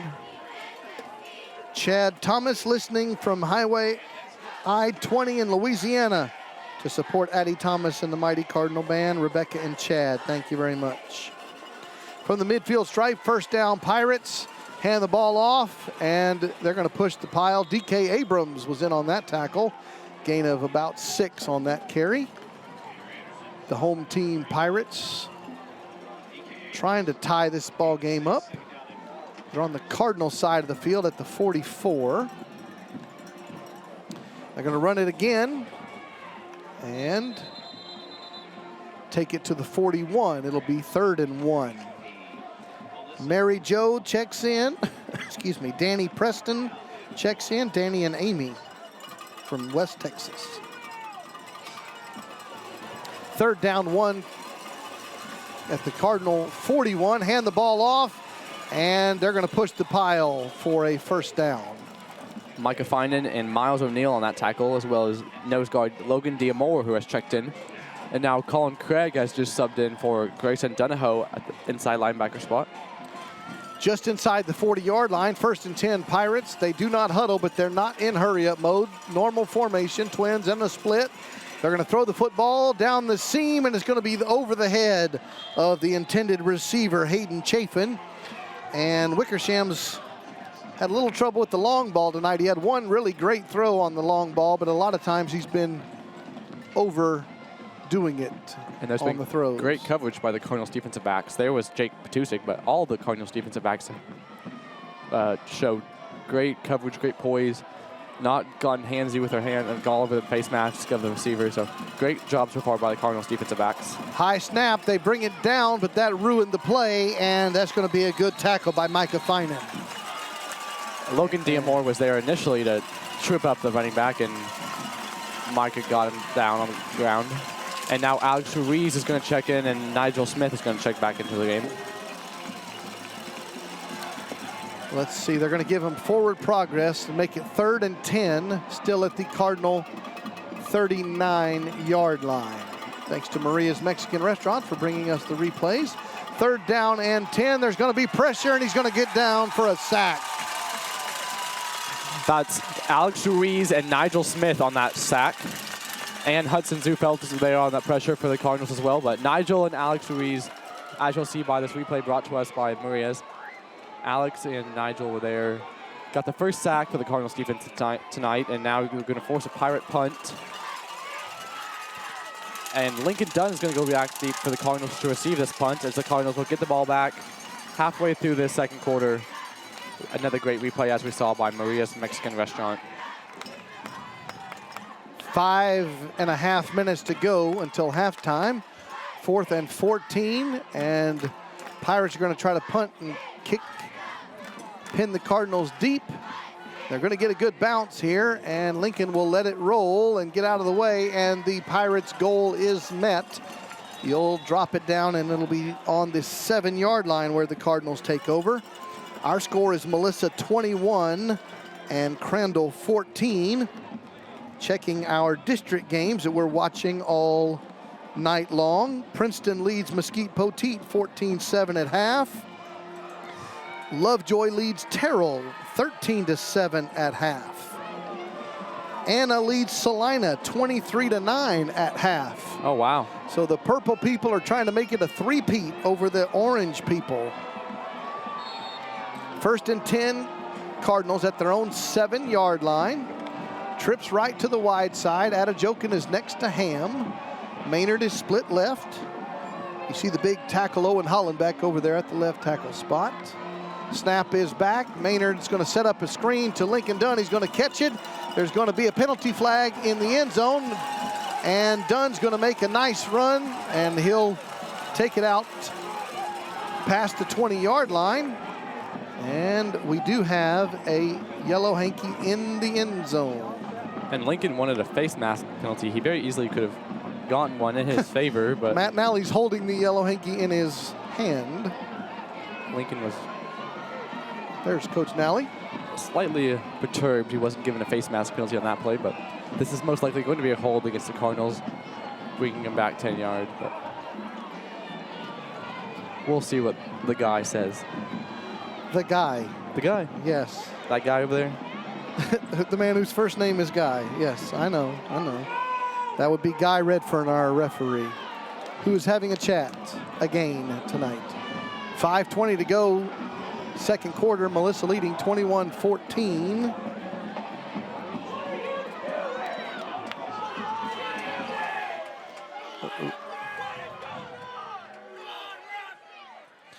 All right, Mr. Redfern now says we have a personal foul, late hit, declined against the Pirate defense. There we go. And there is a personal foul again. So there were 2 personal fouls against the Pirates, both live ball fouls, which is important. That means you only get 1 15-yarder, which is big. However, if it had been a situation where there was a live ball foul and a dead ball foul, you could have had all 30. But when it's 2 live ball penalties, you only get 1 of them. So after that 15-yard march off, it is first down, Cardinals at their own 37-yard line. 5:20 still on the second quarter clock. Twins right, split left. Give it to Adejokin, who makes a nice cut in the hole, and he takes it right to the sticks. They'll spot it at the 47-yard line. 10-yard gain, first down, Cardinals. Well, actually spotted at the 48 officially. High snap, fake it to Adejoken. The ball's on the ground. Ham has to fall on it. And the Pirate player comes out of the pile with the football. However, we think they're going to call Mr. Ham down. He was laying on the ground with the ball in his hands. So yes, they're going to give it to him. Here's the replay, and there's the defender for the Pirates trying to pull the ball out. That's Hunter, the defender. That's what you do under the pile, is you try to scramble and be the man to come out with it. But for the Cardinals, good news. It's a loss of 4, but they retain possession. 2nd and 14, motion man is done. Fake the jet sweep, give it to Adejoken, straight up the gut. And as we often say, tough run by Nate. He'll take it to the plus 49-yard line, which will bring up 3rd and 7. Clock rolling, 4:40 to go. Cardinals not in a huddle, but not in a hurry. Here comes a 3rd and 7 play. And they're going to send trips to the short side. Mr. Adejoken has already amassed over 100 yards through a quarter and a half. Ham says, everybody calm down. You got a wing left, and you got trips left. And now, coming to the right side split end is Kennedy Brantley, who's not gotten a lot of playing time dealing with injuries. High snap again, give it to Adejoken again, and a tough run again, but not very successful. A single yard. It's going to bring up 4th down for the Cardinals. It's going to be decision time, and it looks like now he's going to go for this. We shall see, but you could try to pin them deep with the punt. That's what the Pirates just did to the Cardinals, but it's like Matt Nally's keeping the base offense out here on a 4th and 5. Trying to get the Pirate defense to jump, and they do not. 10 seconds on the play clock. Ham resets the offense. 4th and 5. And fake it to Adejoken. Ham's going to throw the football. Has Jackson Ford wide open. Down the seam on the tight end go route. And just over his head. And he's a tall fella. You got to put it up in the air to get it over him. He couldn't bring it in. Ball goes over on downs, and the Pirates will get good field position. 3:18 to go in the half, which will allow us to check for a few more emails. Richard Flatley watching. Their granddaughter Alexis on the color guard. They're watching from Illinois. Former Cardinals kicker Aiden Pintor cheering on current Cardinals kickers Sham and Nick. 1st and 10, and the Pirates are going to run the football. Going right, has a seam, and gets a good block downfield and a 1st down. That is Anderson on the carry. And Jared Petusik on the tackle. All the way to the 33 of the Cardinals. Coach Nally wants to call a timeout, and does so. And Coach Nally does call his 2nd defensive timeout of the first half with 3:10 to go in the 2nd quarter. Cardinals lead 21-14. Here's the replay of that good run by Anderson, which gave the Pirates a 1st down. Red Carpet Realty rolls out the red carpet for all of your real estate needs. We help you achieve financial success by selling high and buying low. Call 972-343-8987 today for more information, or visit redcarpetrealtyusa.com. We want you to be our next VIP. Let's go Cards, red, red. Thank you to all of our wonderful sponsors, and we appreciate the First Melissa Church family. Here's a replay again of that good run by Anderson, and wanted to tell you, all the Melissa High School students, and really high school students in general who are listening tonight, the First Melissa Student Ministry has a 5th quarter event scheduled for next Friday after the home game. Tyler Norman, the minister to students at First Melissa, will be hosting a 5th quarter event. What does that mean? It means it's a fun party, hangout, fun food stuff, games, all kind of things for teenagers at First Melissa. After the Terrell game is complete next Friday, there's a 5th quarter event put on by Tyler Norman and the First Melissa Student Ministry. All right, after the Cardinals timeout, first down and 10 Pirates. And they're going to fake the handoff. Pressure is coming, and wisely throwing it away. Good pressure there by Jacob Wasserman, who's played a good game tonight. Yes, Wasserman's played both sides of the ball so far. He comes in on the jumbo packages on the offensive side. He also sometimes just checks in at offensive line. You'll see him thrown in there throughout, especially at left guard. And then tonight he's also had several great pressures on the quarterback from the defensive end spot.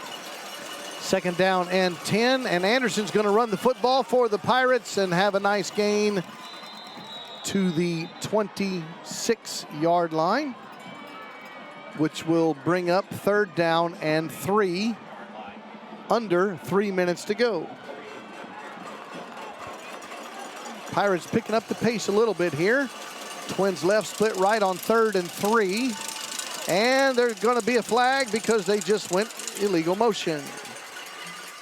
In football, you can only have one receiver going in motion at a time in American football. That's true. We're talking about the CFL. Yeah, we've been watching Canadian some football. Canadian football. That's a whole nother animal. That is. But yes, in American football, you can only have one man in motion. The Pirates there had 2, so they'll be called for illegal formation. But if we were talking about Canadian football, I mean, it's basically a circus out there. But not to mention there's 12 people on each side of the ball. And the field is longer. The field has 110 yards. There's a 55-yard line. That's the midfield stripe up north of the border. All right, 3rd and 3 is now 3rd and 8 after the 5-yard penalty. Cardinals D in looks like pass coverage. The Cardinals D tries to jump here. Let's see if they were drawn off because, well, guess what? Another yellow hanky on the field because the men in stripes are getting all kinds of airtime tonight on the Melissa Cardinals Network. This is Trey Graham, Ross Graham, and John Graham joining you from the visitor bleachers in Crandall, Texas. False start against the Pirates. So 3rd and 3 became 3rd and 8, which now is 3rd and 13 at the Cardinal 36-yard line. 2.5 minutes to go in the half. With 6 minutes to go in San Antonio, the Black Knights lead the Roadrunners of UTSA 37-21. Go Black Knights. 3rd down 13 after 2 penalties. And Wickersham, the quarterback, in the shotgun. And he's going to pump fake. He has pressure, throws it, and he throws it behind his receiver, Smith. Good coverage there by Christian Turner. And it's going to be 4th and 13. Field goal from here would be over 50 yards. You're in that no man's land. Let's see if Coach Harden agrees and they keep the base offense out there. The Cardinals brought all sorts of pressure on that last play, so Wickersham was forced to throw that ball sooner than he would have wanted to. He wasn't able to get his proper drop back, and then as a result, his receiver was not turned around yet, and it was an incomplete pass for the Pirates. Yeah, this 53, 54-yarder's out of the range of their kicker, so they're going for it on 4th and 14, trying to draw the Cardinals defense off. Cardinals defense stays, hold their water, as coaches like to say, and the Pirates are going to call timeout with 2:32 to go in the second quarter. Marty and Paula Guin check in from their couch in Melissa, Texas. This is sent from Marty Guin, who is employed by First Melissa. When I tell you that he says, enjoy listening to Ross Graham and that other guy call a great game from Crandall. Other guy. We are listening to the other guy. Yeah. We are listening to Guy a lot. Yeah, He's getting a lot of airtime. He's almost getting more airtime than me, I think. That's what Marty Guin says, but he'll have a conversation with his boss here in a few days. He says, go Cardinals, and it says go Air Force. That has to be a typo right there. They mean to say go Black Knights. Right. Paula Guin did serve our country honorably in the United States Air Force, but I know she's rooting for the Army team tonight. So hello to Paula Guin and the other guy. All right, after the Pirates timeout, we have a 4th and 14, and the Pirates keep their base offense out on the field. Again, they may try to get the Cardinals D to jump. They need to keep their composure. They're going to be a quick kick from Wickersham. And it's going to get a bounce, and the Pirates are not able to down it inside the 5. It's going to get a touchback here. First down for the Cardinals. And again, we want to thank some of our wonderful sponsors tonight. We want to thank the Dugout Sports Grill again. This is where we broadcast the Cardinal Scoreboard Show every Monday night at 5:30 p.m. We want to thank George James Realty again for being a Cardinal sponsor all season long. And we want to thank the LaCour Family Foundation. They've given us our first quarter replays, and they've also been a sponsor all season long for the Cardinals. This quarter, we've been thanking the Maria's Mexican Restaurant all night long during the second quarter for our replays as well. First down, and before the play can start, there's going to be a penalty flag, legal procedure against the Cardinals. So first and 10 shall become first and 15, but the linesman and the referee are chatting right there about it. Stephen Fryer checks in. Coach Fryer, the Cardinals head basketball coach. So hello, Coach Fryer, and thank you for checking in tonight. We look forward to bringing you some basketball games here on the Melissa Cardinals Network. And our referee does indeed confirm illegal procedure against the Cardinals. Back them up 5, first and 15. Dr. John Majors, Liz Majors, watching in Arkansas, parents of Coach Joey Majors.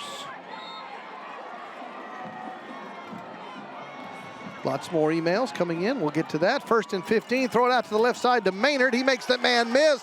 And he's going to have a nice run down the far sideline out to the 34-yard line. First down, Cardinals. And that was a nice move, Carson Maynard. A year ago tonight, I was not the one on the air with you. That would be Coach Kenny Deal. And you two were talking about a game that was almost good news for Coach Kenny Deal. But now he's not here, so he doesn't get to tell you about how great that game was. A team he's a fan of. The Longhorns? The Longhorns. A year ago, they lost by a point, and you got to sit next to him. To Bama. But this year they won it. That's right. All right, first down and 10 after that Maynard catch. They're going to hand the ball off. It was a good win for Coach Sark and the Longhorns. Kenny's not here to brag about it, but it was a good win for the Texas Longhorns over Coach Saban and Roll Tide. That was a 3-yard gain, and it's going to bring up second down 7. And give the ball to Adejokin. Turns the corner, going right, has a breakaway. 50, 40, 30. Down inside the 25-yard line, showing some speed. Remember, Nate Adejokin and Lincoln Dunn were 2 members of the state championship 4x100 relay team for Melissa Cardinals about 9 months ago, or less than that. 4 months ago. There's a handoff, and there's part of that great speed. Nice job, Nate Adejokin, and he'll come out for a break, and Connor Betts will check in at the running back spot. 90 seconds left in this half. Spot the ball at the 19 of the Pirates. And Ham straight drop, has a lot of time, and he's going to drift left, throw it late into the corner of the end zone. It's going to be up, and it's going to be a catch. Is he inbounds? Touchdown, Cardinals. Touchdown, Carson Maynard. His second touchdown grab of the night. That's what you call, the coaches say, high point the football. Nice patience by Maynard.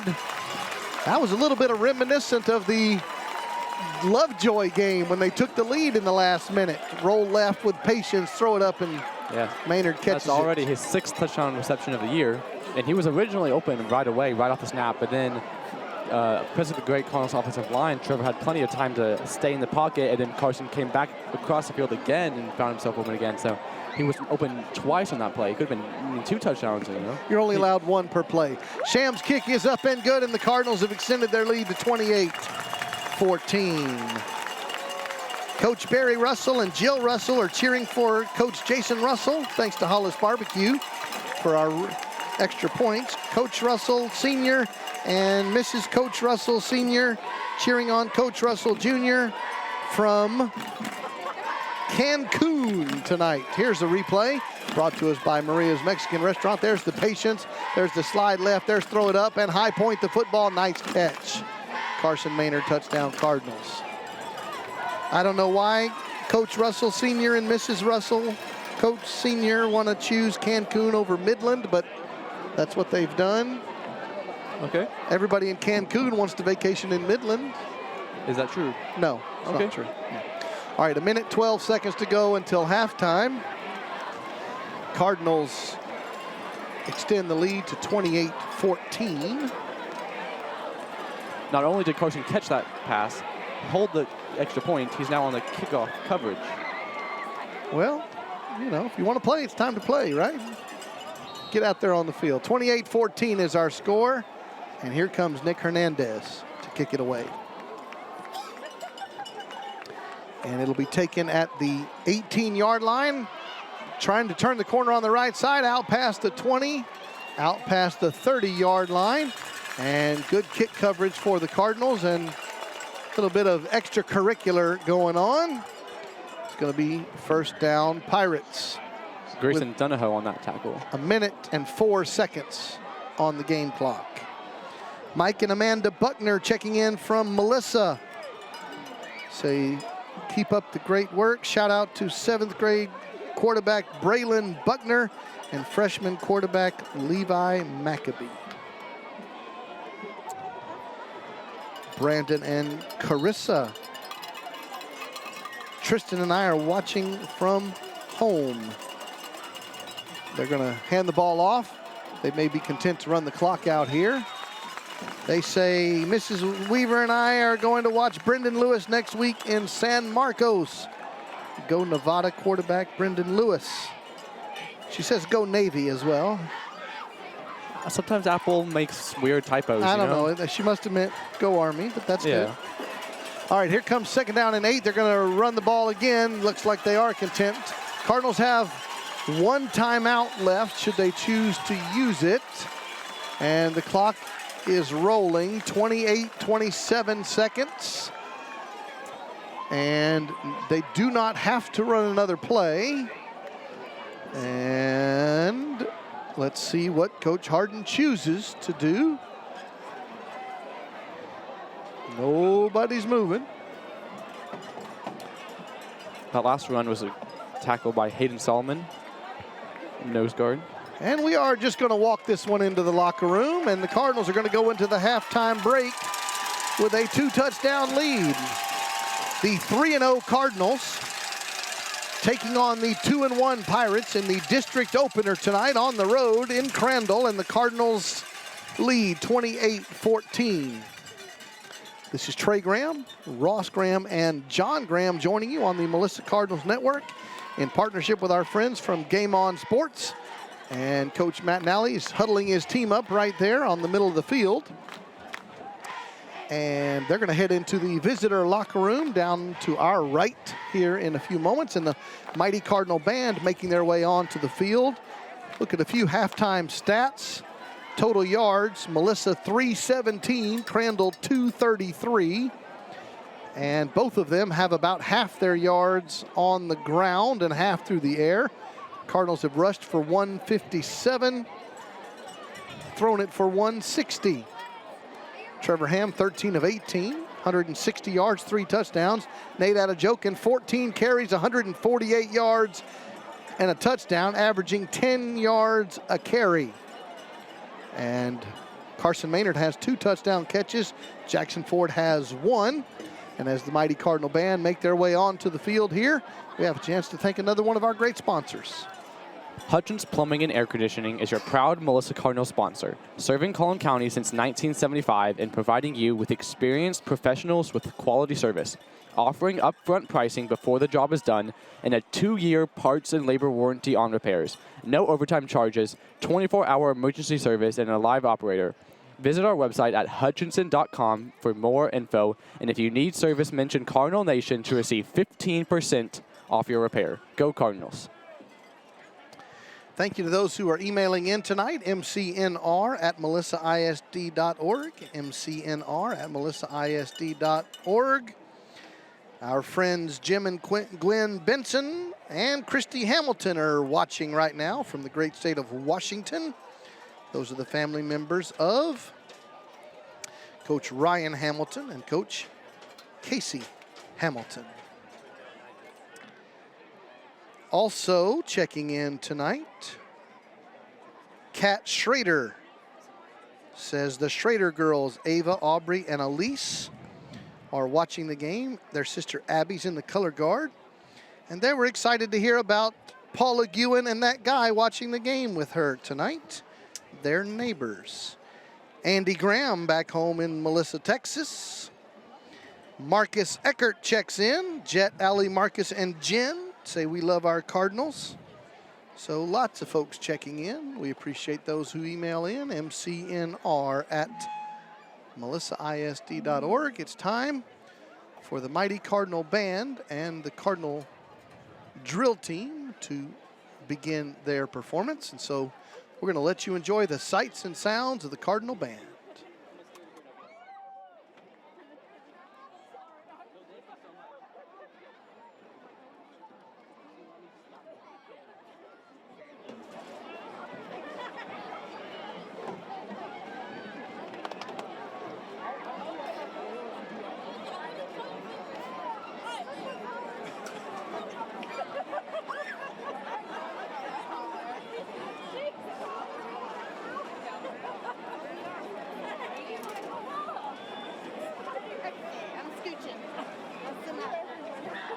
Can't escape him. No, I mean it's 3 feet farther. 3 feet farther, yeah.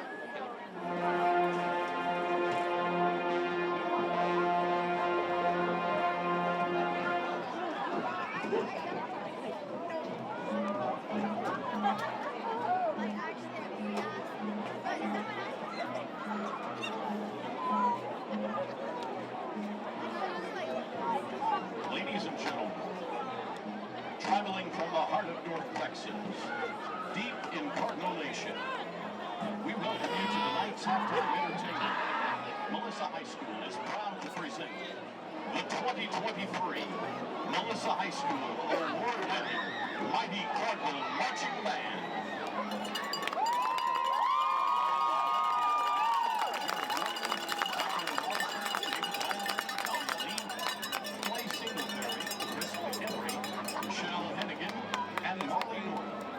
Staff includes Stone McCauley. Tonight, the band is led under the field command of drum majors Ryan Farrell, Kyle Nichols, and Addie Thomas. The section of the week is the clarinets. Drum major Ryan Farrell, is your band ready?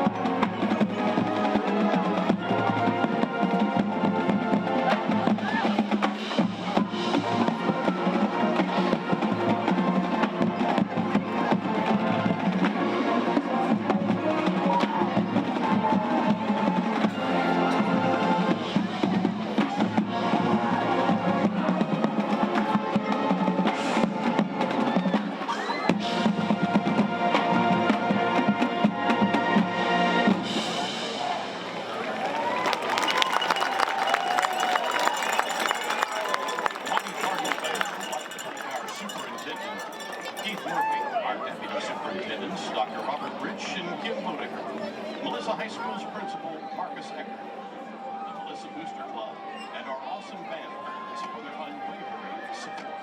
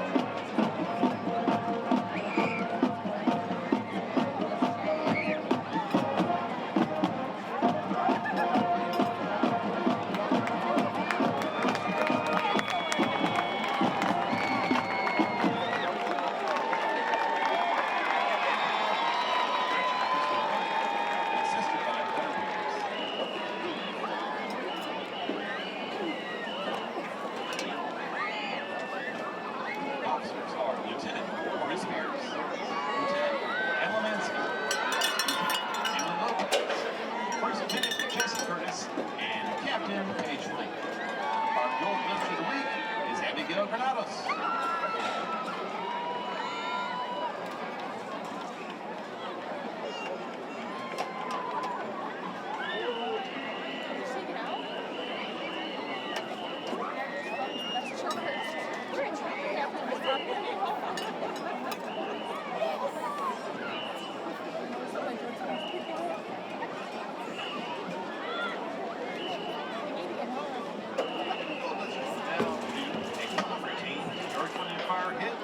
September.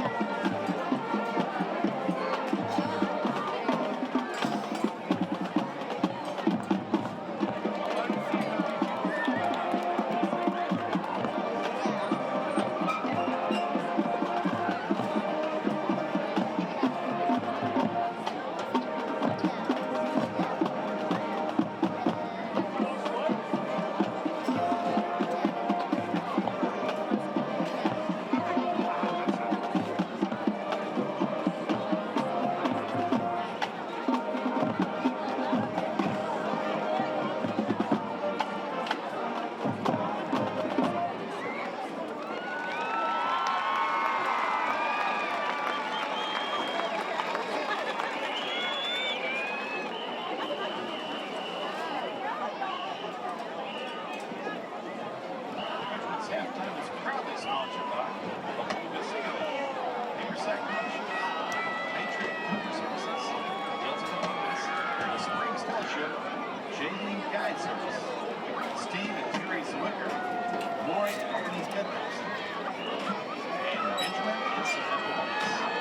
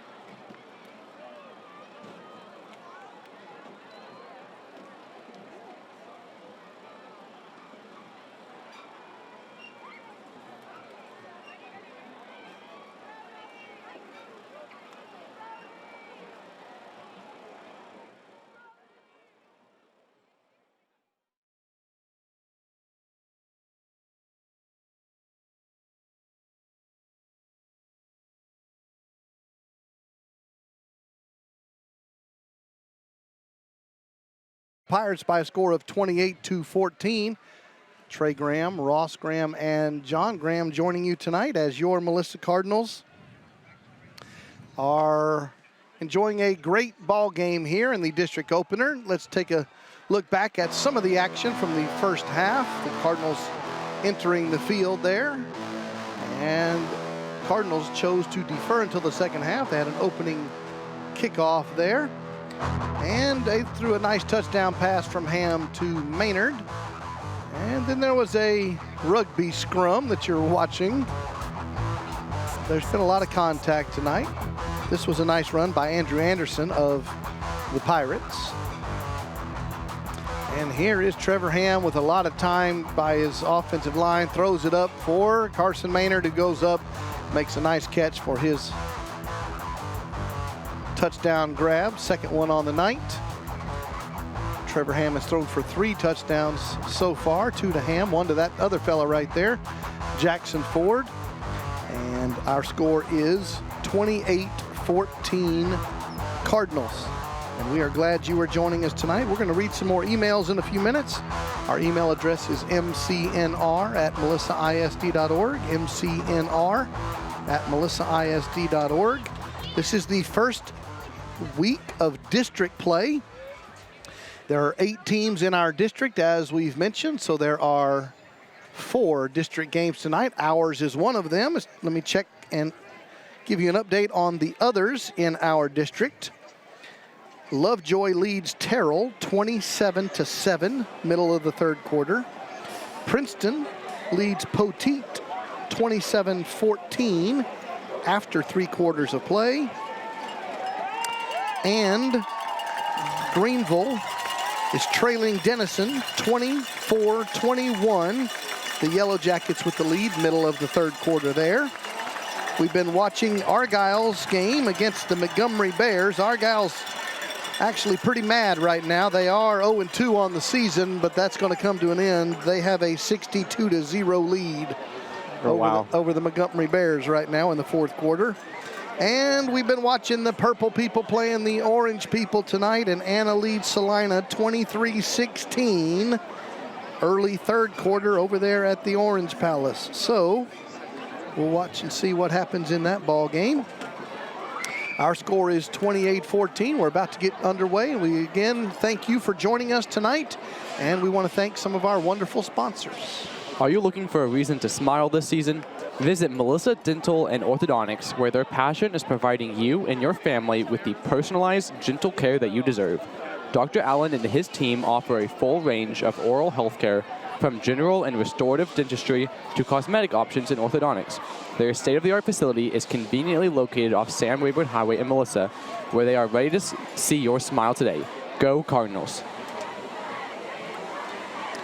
We also invite you and your family to our church home on Sunday mornings at First Melissa. 3 great service times, 2 worship services and other ministries. The worship services are at 9 a.m. and 10:15 a.m. Go to firstmelissa.com to find out more. And remember, the First Melissa Student Ministry, led by Tyler Norman, is hosting a 5th quarter event next Friday after the Terrell game. As the third quarter gets underway, the Pirates will kick it short, and the Cardinals will bring it upfield. Cardinals won the coin toss, chose to defer until the second half. And so the kick return by Jacob Nye will give the Cardinals good field position. They have a 2-touchdown lead and the football. And we will bring our offense back out on the field. They'll take over at their own 41-yard line. Thanks to those who are emailing in. We'll get to those in just a few moments. They send Lincoln Dunn in motion from right to left, and they throw it out and complete it to Maynard on the first play of the half. And he's going to pick up a first down into Pirate territory. Nice throw and catch. And Cardinals are at the 47 of the Pirates. Just underway here in the third quarter. Trey Graham, Ross Graham, and John Graham joining you. in Crandall, Texas. And hand the ball to Nate Adejokin, his first carry of the half. He has over 100 yards in the first half, and he'll take it to the 40 for a gain of 7.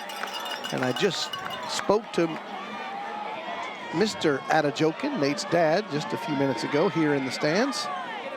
Proud of his son, of course. 2 receivers right, 1 left, and give it to Nate again, going right, and he's going to take it very near the sticks. And it's going to be a first down, Cardinals, at the 37 of the Pirates. The black and gold Pirates of Crandall, the black and red, decked out in all white Cardinals of Melissa. And why not give it to Nate going right again, and he will take it for a gain of about 2 yards on the play. 1 minute into the third quarter. Jody Maynard checks in from Kansas, watching their nephew Carson Maynard, Chad and Jody do. Darren Thompson family watching our Cardinals, senior cheerleader Dylan Wilson. Little Cards Deacon and Joy cheering on the Cardinals. Connor Betts checked in the game at running back there, and he was able to pick up a first down for the Cardinals, as they're now already at the 25-yard line of the Crandall Pirates. Meredith Easter says, "Go Cardinals." Here comes another first down. Ham straight drop, looks to throw, steps up into the pocket, drops it off late to Lincoln Dunn, who makes a man miss and shows some of that good speed. It's going to be first and goal, Cardinals. First down for the Cardinals from the 6-yard line, as Nate Adejokin will check back in the game, as well as Jacob Nye, who will come in for Cody Scanlon on this next play. And Jackson Ford's grandparents check in from Nashville, Tennessee, so thank you very much. Here comes a first and goal from the 6-yard line, and hand the ball going left. Nate Adejokin, touchdown Cardinals. First drive of the third quarter. They run it down the throat of the Pirates, and the Cardinals now lead by 20.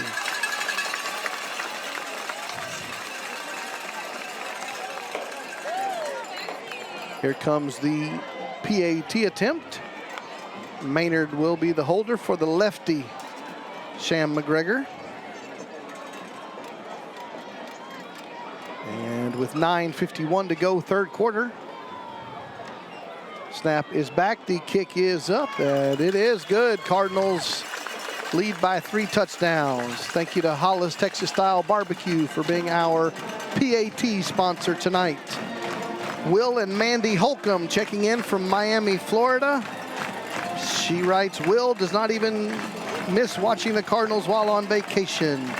Mandy is a lifelong resident of Melissa, even before they had a high school.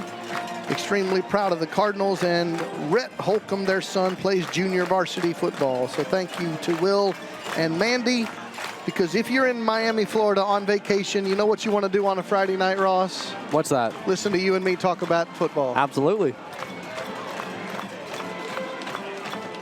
Jeff O'Flaherty checks in and gives us a great history report about the folks up there north of the border. He's given us a CFL history report. Oh yeah, we need one of those. Yeah, we'll get to this in a minute. He says we do things a little differently in the Great White North, and of course they love Doug Flutie.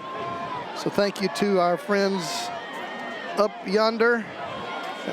We'll read that history report of the CFL when we have a few moments. All right, after the Nate Adejokin touchdown run, here comes Hernandez with another kickoff. Put the ball on the 40-yard line. Cardinals lead by 21, and there's just nobody's moving here. So our referee, Mr. Guy Redfern, resets the play clock, and now let's see if we can play some football here. Nick is going to kick it deep, and it's going to be taken at the 8-yard line, straight up the right hash at the 15 and the 20, out near the 25. It'll be first down Pirates. Antonio Sparks on that tackle. Great coverage for the Cardinals. Ryan and Lacey Rose checking in from Melissa.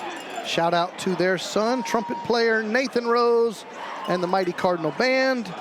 We love watching all of our Cardinals playing football, cheering, and playing music in the stands. Go Cardinals. So thank you to Lacey Rose. Our email address again is mcnr@melissaisd.org, and we'll keep reading these as we have time. First and 10 from the 25-yard line, going right and going right into the arms of Rocky Dunn. Gunnar Wilson as well there to clean up that tackle. Short gain for the Pirates. We'll give him a gain of 4 yards on the play. We'll bring up second down and 6. Same formation as usual. 2 receivers left, 1 right. They throw it out to the left side, and that's going to be Jake Patusek and Miles O'Neill on that tackle. Just short of the sticks. We'll make it third down and 1. We are 3 minutes into the third stanza, and your Cardinals lead by 3 touchdowns. Snap the ball back, hand the ball, going left to Anderson and going nowhere. He's not going to get it. That's right into the hands of Micah Finan and Grayson Donahoe. Big stop. We'll see if the Pirates decide to go from it from their own 34-yard line, but they're about a half yard away from the first down mark. Let's see what Coach Kyle Harden chooses to do. 4th down and 1 at your own 34, down by 3 touchdowns. In a district game, they keep the offense out there, and quarterback Gage Wickersham is in the shotgun, and he's going to snap the football, half pressure, throws it deep, and it's going to be tipped away. Good defense there. Christian Turner, he's been charged with covering Josh Smith all night, the Tulsa commit. That was another great coverage by him. He's been a great addition to the Cardinals football team this year. He moved in this year. He's been a great addition to the Cardinals secondary, and yet again another great coverage there as we see this replay brought to us by the golf cart guy. Great coverage, turnover on downs. Cardinals will get the ball already in great field position at the Pirate 34. Offense comes back out. They have a touchdown run already in this quarter by Nate Adejokin, and he's in the game right now in a new formation. Cardinals have 2 wing backs, and Dunn's in the backfield. They're going to do a pitch, and it's going to be Nate Adejokin. 1 play, touchdown Cardinals from 34 yards out. The pitch pass, and Nate Adejokin takes it to the house. That was a great play design by Coach Russell in the offense. Pirates did not see that coming at all. Nate was untouched the entire play. Touchdown Cardinals. And they've pushed that lead out to 41-14. We told you they only scored 7 in the first quarter. 7 in the first quarter, but they're averaging 50.5 per game so far this year, and they're on the way there. That PAT is up and good. They lead 42-14. Thank you to Hollis Texas Style Barbecue for sponsoring our extra points. And great job, Nathan Adejokin, with actually a touchdown catch. Here's the replay brought to us by the golf cart guys, and that's one of the quarterback's favorite plays. You throw it forward pass for about 18 inches in the air, and you're credited with a 34-yard touchdown pass. Christy Leanne checks in. Christy and Zeke.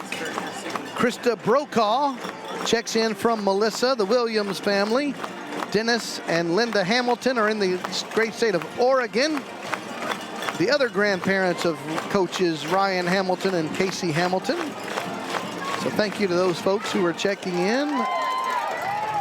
Lieutenant Colonel Ryan Fitzwater joining us from Nashville, Tennessee, cheering on Gunnar Wilson. So thank you, Colonel Fitzwater. And he says, go Cardinals. All right, Nate Adejokin has 2 touchdowns in this quarter, and Nick Hernandez will kick off again. And this was going to be a short kick, taken and not fair caught at the 30-yard line, trying to come right. They've got a bit of a wall set up until Zufelt strings them back in. and has contained. Good job by Zufelt on kick coverage.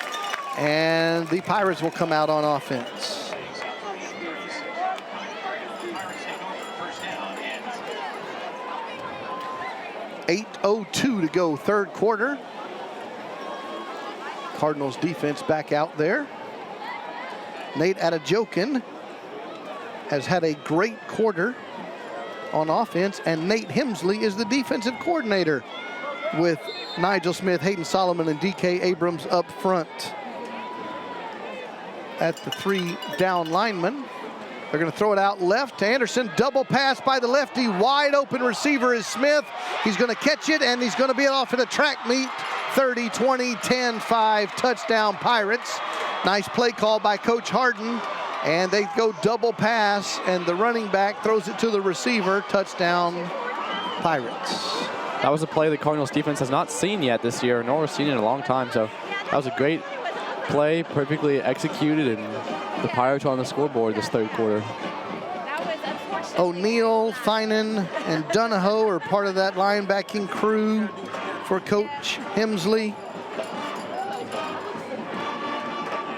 Along with Gunnar Wilson out there.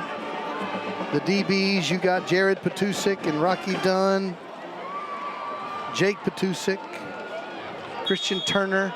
That PAT is up and good, and our score is now 42-21. Thanks again to Hollis Texas Style Barbecue. They're getting a lot of airtime. There's a lot of PATs here in the first 4 minutes of the third quarter. Cardinals lead 42-21. Again, our email address is mcnr@melissaisd.org. A Melissa Cardinal since birth and now serving the area for all of your real estate needs, residential or commercial.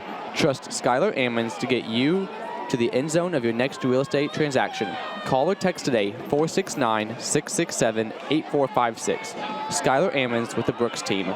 Remax Four Corners McKinney, a former Cardinal athlete herself and now a proud sponsor of Melissa Cardinals Athletics.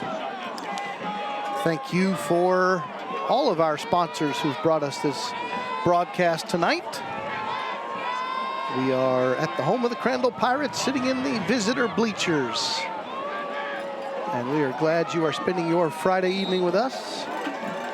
Cardinals lead by 3 touchdowns. Pirates just scored on the double pass, and now the Cardinals offense will get the football back. Will be a short kick. And coming up the field from the 30 is Nye on the return. Tries to turn the corner to the right side, and he'll dive forward near the 40-yard line. It'll be first down, Cardinals offense.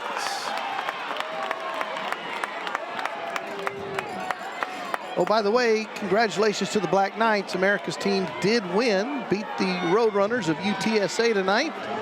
Great win for the black and gold of Army West Point football.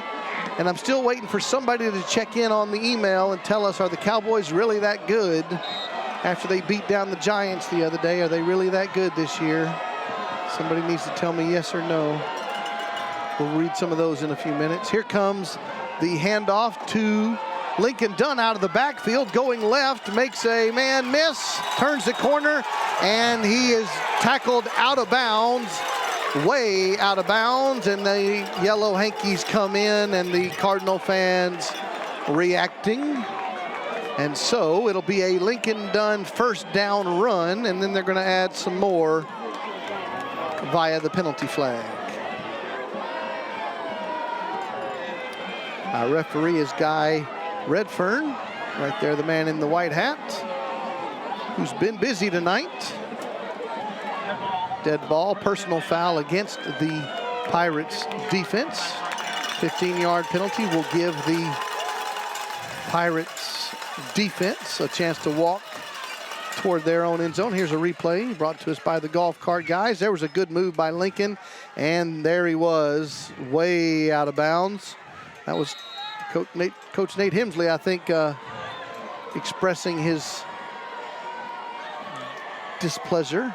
Ham's going to throw it. Cardinals are going to try a double pass. Maynard's going to throw it deep, and it's going to be into the end zone, and it's going to be an incomplete pass. The Pirates just scored on a double pass a moment ago.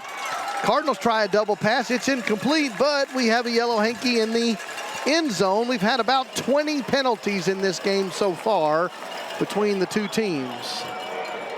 That pass was intended for Cody Scanlon on a double pass. It should be defensive pass interference. And the Cardinals got 15 yards on a late hit just a moment ago. They may get 15 more on DPI. If this was the NFL, it would be on the 1 it'd yard be on line. the 1 yard line. All right, our referee, Mr. Redfern's going to give us another announcement.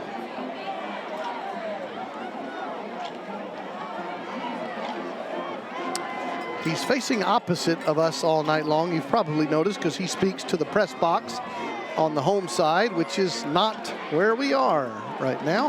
That's why we get to see him from the backside indicate, as we said, DPI, defensive pass interference. Here's the replay of the double pass from Maynard, intended for Scanlon, incomplete pass, thanks to the golf cart guy for the replays here in the third quarter.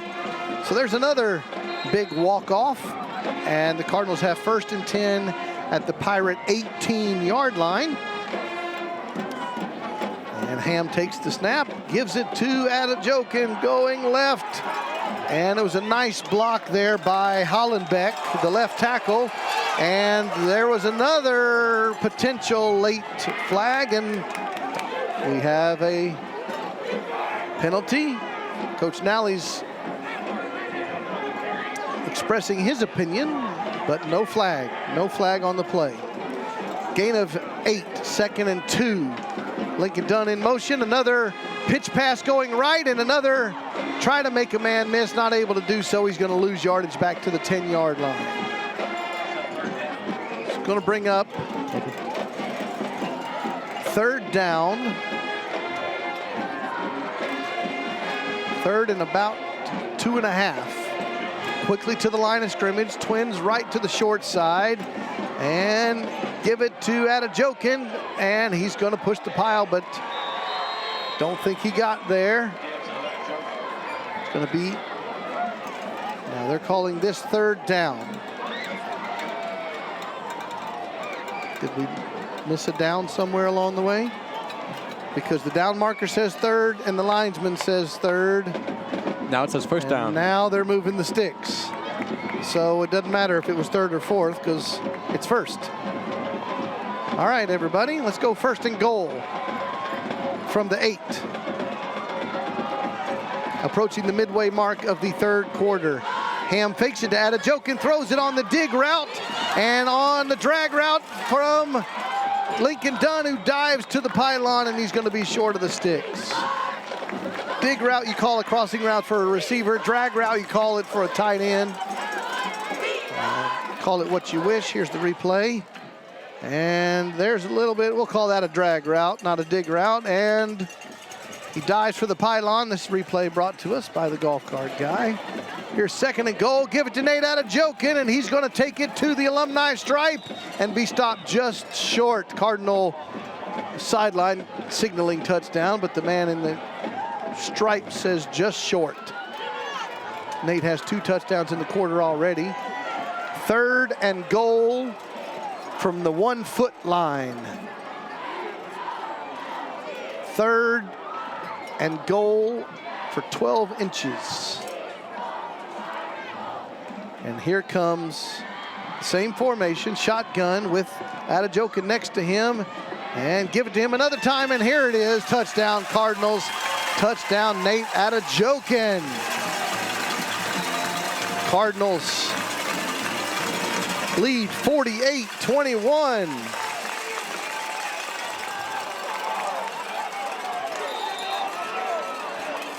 It is going to be an unsportsmanlike penalty called against the Cardinals.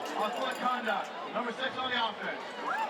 Unsportsmanlike penalty called against the Cardinals offense. And Unsportsmanlike on a quarterback after a rush touchdown. That's an interesting call. Coach Nally right there having a chat with Mr. Redfern, the referee. That is Cardinals head football coach Matt Nally right there. We wondered how many points the Cardinals were going to score tonight, coming in averaging 50.5, and they may exceed that tonight. They lead 48-21, pending this PAT. And in case you are counting, I believe that is the 18th penalty of the ball game. And the chat between Mr. Nally and Mr. Redfern is complete. And Nate Adejokin has a touchdown reception, 2 rushing touchdowns, and 178 yards on the ground. And now the PAT should be kicked here, and the 15-yard penalty would then be enforced on the kickoff if this is adjudicated. Here's a replay of what might have been the extracurricular activity. Look at the right side of your screen, and there's a little bit of extracurricular going on over there, but the penalty was not called on the player over there. The penalty was called on the player right in the middle of the action. So here's the PAT from its normal spot. Ball on the 3. Sham will come in. McGregor with the PAT attempt. And that kick, the hold is not set down, so Maynard picks it up, throws it into the traffic, and the ball's going to be caught by an ineligible receiver, I think, which is a penalty flag. So do not put that point on the board. And the Cardinal coaches are saying the ball was tipped. And you see them right there? That's what that signal means. That means the defender touched the ball. See if the people in stripes agree with the Cardinal coaches. All right.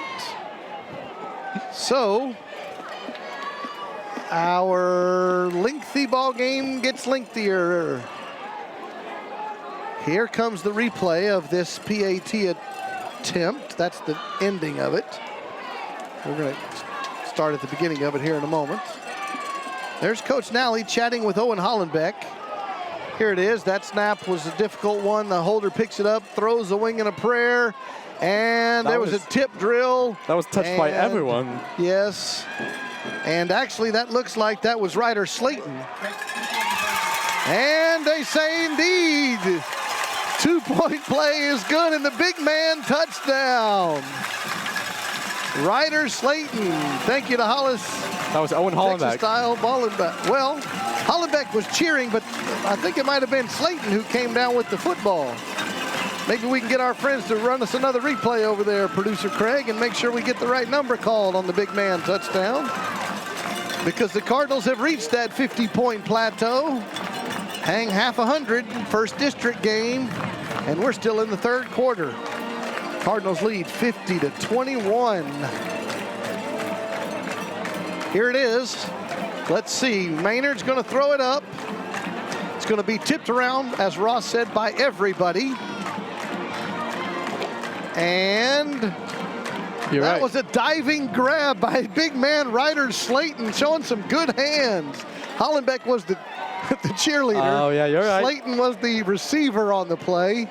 And ladies and gentlemen, let me just tell you what happens when an offensive lineman makes a great catch.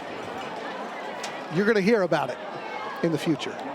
Yeah, and on this kickoff, the Cardinals are going to end up kicking the ball off 15 yards back from where they usually would. So the Pirates chose to enforce the extracurricular penalty called against Trevor Ham on the kickoff. So the Pirates are hoping to set up in good field position after this kickoff. Hernandez puts the tee on the 25, as Ross just said, 15 less than normal. And the Cardinals hang half 100. They lead 50-21. 5:18 to go, third quarter. And this is a good kick, taken at the 16-yard line, out past the 25 and the 30.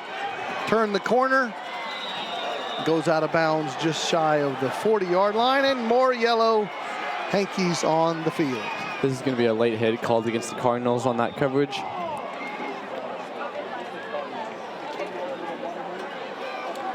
Here is a replay brought to us by the Golf Cart Guys. This is Jeremiah Douglas on the kickoff return. And that was a nice attempt at the strip there by Doomy Gadsden. And contact outside the field to play. So there is the late hit penalty called against the Cardinals kick coverage unit. So the Pirates will get even better field position, and they will start on the plus side of the midfield stripe. Cardinals with a big lead, 50-21. Remember, the district games are what determines your playoff seeding, not your undefeated non-district schedule. This is the Cardinals' first district game. On first down, the handoff goes to Anderson from the 48-yard line. He'll take it to the 39, 2nd and 1 coming up. That was Grayson Donahoe with the first Cardinal contact from last penalty. Fake the handoff, throw it out to the right side, in and out of the hands of Wilbanks. Couldn't bring it in. And Landon Brando was in on that coverage. The Pirates do have a player down. All right, there's going to be an injury timeout on the field, which will give us a chance to check some of the scores of the games in the area and check some of your emails. Our score is Melissa 50, Crandall 21, middle of the third quarter in a slow-moving game here. 2 minutes to go. Princeton leads Poteet 27-21.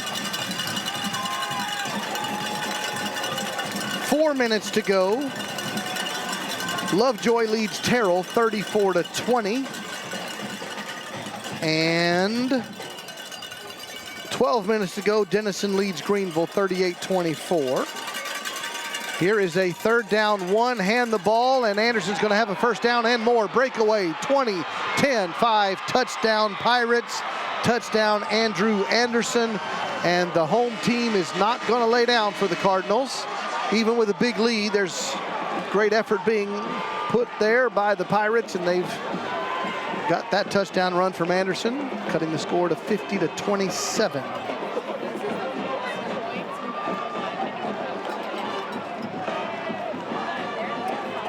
One more score that we've been tracking. Anna 30, Salina 23, middle third quarter. The PAT is up and good by Ryan Williams, and the score is 50-28 here. Hello again and thank you to Hollis Texas Style Barbecue. Hello, Melissa Cardinals. Melissa Pediatric Dentistry specializes in high-quality dental care for the little smiles that matter most. Dental visits can often feel overwhelming and scary for parents and kids alike, so we've decided to splash in some fun at Melissa Pediatric Dentistry. We combine dental care in a kid-friendly environment with no pressure, judgment, or scary language. Dr. Andrew Heath welcomes children of all ages, including medically compromised and special needs patients. Come learn, grow, and smile with us. Thank you to all of our wonderful sponsors, and thanks to those who are emailing in and checking in on the Melissa Cardinals Network Facebook page. Katie is watching in Austin, says Go Cardinals.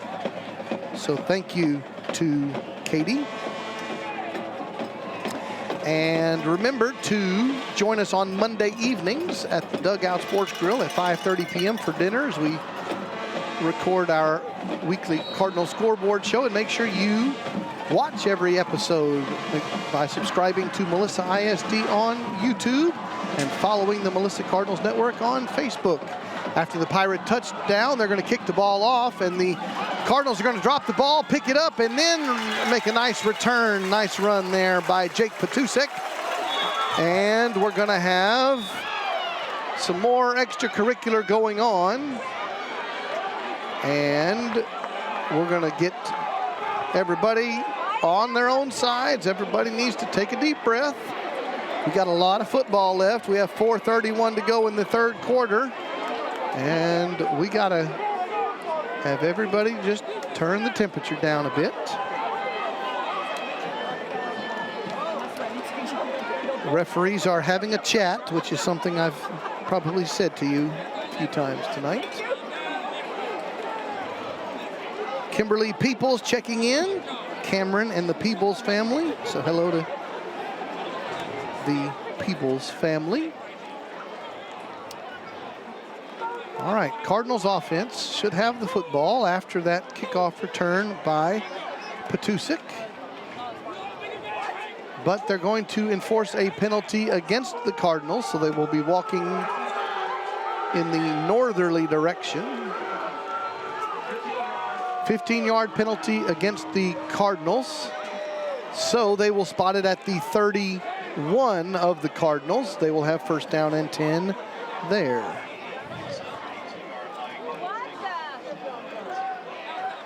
All right.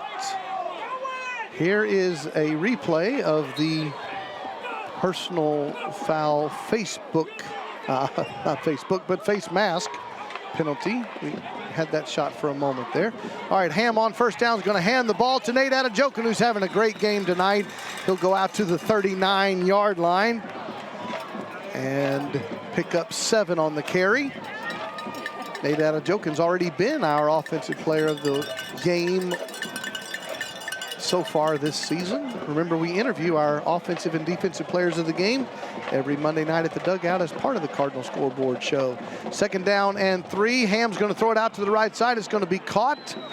And that is Austin Goosby's first catch of the ball game. Yes, sir. First down, Cardinals. We heard from his father earlier down there in Austin. First down and 10. Ham's going to look deep, pull the ball down, roll to his right, gets some time, sets his feet, throws it, and is going to be thrown into traffic and is going to go out of bounds. That one was intended for Goosby as well. In traffic, couldn't quite bring that one in. Austin Goosby, a tremendous Cardinal basketball player. Here's the replay of Ham earning some time, throwing it up for the basketball player to go up for the rebound and come down tough on the turf.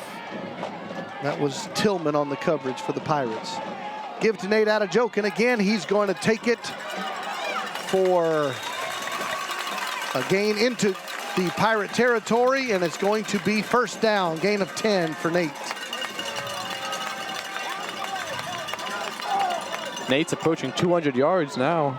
He sure is. He ran for 231 in the first game of the year against Argyle. He has 186 so far. We just added to that number right now. The carry is to the 37-yard line. Second down and 4.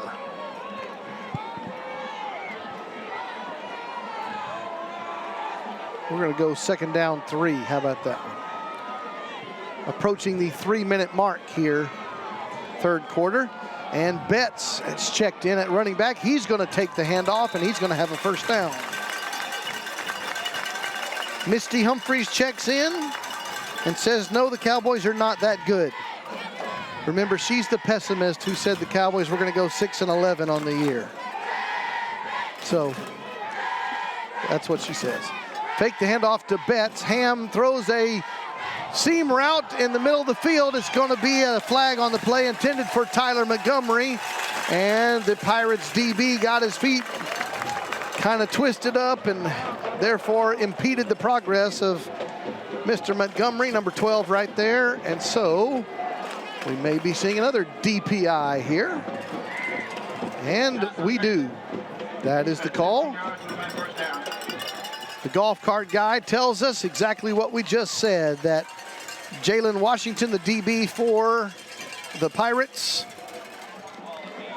interfered with Mr. Montgomery. First down, Cardinals at the Pirate 16-yard line. Melissa leads 50-28. And Ham's going to set up a wide receiver screen. There's Montgomery on a catch and a Cardinal touchdown. Tyler Montgomery, wide receiver screen. Nice run after catch and a dive into the end zone. Touchdown, Cardinals. Not only do they hang half 100, they're at 56-28. They're going to raise the average points per game tonight. And the officials tell everybody to quit talking and just go back to your huddles or line up. Here comes the PAT. No swinging gate, just set it up after the Tyler Montgomery touchdown catch on the wide receiver screen. Here is a familiar scene. Maynard on the hold, McGregor on the kick. And this one is up and good. 57-28, Cardinals with a lead. Linda Craig checks in, watching her favorite Cardinal, Colin Craig. Joining us from Melissa. Josh and Kim Price are watching at home in Melissa. So thank you to those who are joining us. And there's flags coming in right now after the play on the conversation with the Melissa coaches and our referee.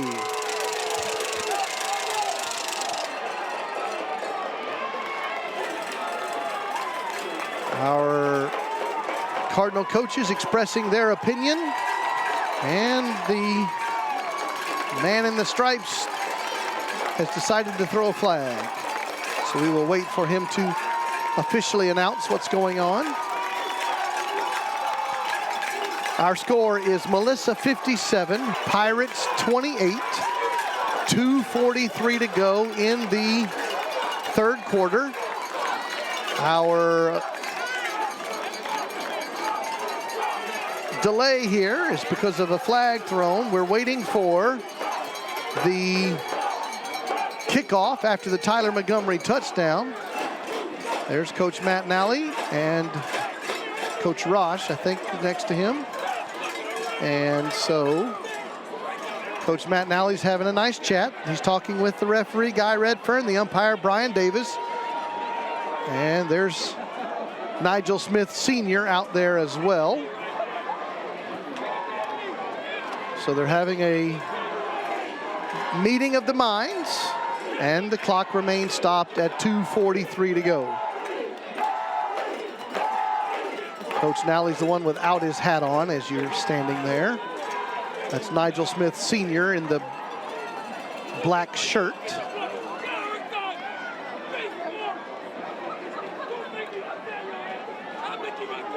And yes, Nigel Smith Sr. would be the father of Nigel Smith Jr. And the chat continues, which is why all of our district games are going to end before our night ends tonight. All right, while the conversation continues, we're going to see a replay of the touchdown. Wide receiver screen from Ham to Tyler Montgomery. Good block there by Jackson Ford, and watch this nice dive at the end. There you go, good touchdown, Tyler Montgomery. Thank you to the golf cart guy for the replay. And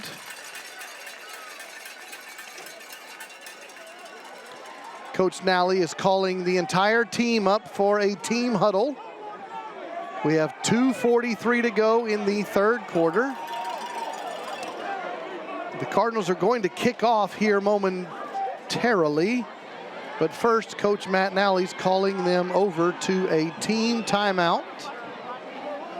This is not a called, charged timeout. This is still an official timeout, but we are having a coaching moment from Matt Nally. And I know Matt Nally well. We've worked together for years, and let me tell you something like what he's saying. He says everybody needs to keep your cool. Everybody needs to calm down. Everybody needs to respect the officials and respect your coaches, and you play hard till the whistle, and then you cut it off and you handle your emotions in the middle of a tough district game. Everybody just cool off, calm down, play football. I'm pretty sure that's the summary of what Mr. Nally is saying right now. And now the referee is giving the official signal that there was offsetting personal fouls, one on each team, so there is no effect due to the flags on both teams. So after the pep talk is over, now we're going to replay or start playing again. And Cardinal fans chanting Nally, if that If you're wondering what they're saying, that's what they're chanting is Mally. There is a kickoff coming for the Cardinals. I told you we are having a plethora of yellow hankies tonight. We are at 21 official penalties so far. And the referees are going to have to do a little ice bath on their throwing arms when this is over. All right, the Cardinals should be kicking off after the 40-yard, or from the 40-yard line after the touchdown. And because the personal fouls were offsetting, it'll remain there at the 40-yard line. And Nick Hernandez, there he is, big number 80, will put the ball on the tee. That's Christian Turner, you see right there, number 4. And you also had Jared Petusik, number 80 in the number 16 in the shot. Here's number 80, kicker Hernandez. We heard from Cardinals former kicker Aiden Pintor on the email a moment ago. This is a high kick. It will be fair caught at the 26, 27-yard line. The Pirates will take over, trailing 57-28.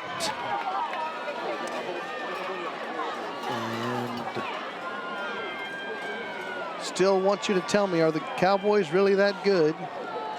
So far the votes say no, they're not 40-0 that good like they beat down the Giants the other day. All right, here comes 1st and 10 Pirates from their own 27-yard line. Cardinals defense out there. Rocky Dunn's out there at the high safety spot. Wickersham, the quarterback, will hand the ball off. And going nowhere. Great defensive stop there by Grayson Donahoe. Tackle for loss there for Donahoe coming at the inside linebacker spot. He's had a great night all night. There the Pirates will be stopped for a loss of 1. 2nd and 11 for the Pirates. All right. No huddle, but not in a hurry are the Pirates. Junior Gage Wickersham, number 4 right there, has gone all night at quarterback, and he's going to throw the football deep down the right sideline over the head of his intended receiver. Great coverage by Jared Petusik. Pass was intended for Michael Collins. Very good coverage. He got his hands on the receiver just enough, just what was legal, but wasn't excessively contact, and laid it out, looked back towards the ball, as the refs like to see. They both looked back for the ball, and both went up to make a play, and turns out the pass was incomplete, and Jared had great coverage there.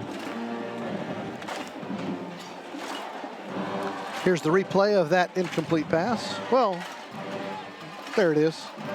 All right. 3rd and 11. And Wickersham rolls to his left, squares up, throws it into double coverage, incomplete pass, intended for Josh Smith.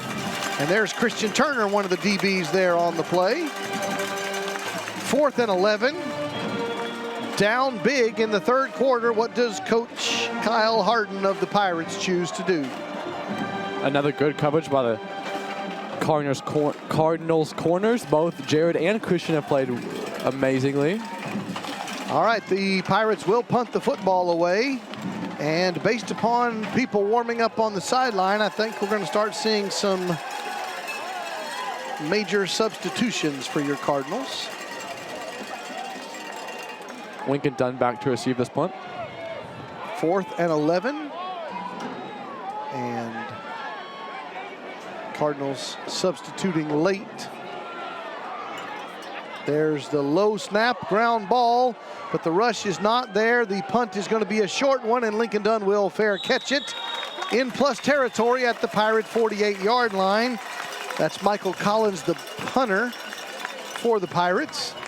And the Cardinals will take over. And let's see if we're starting to change out personnel.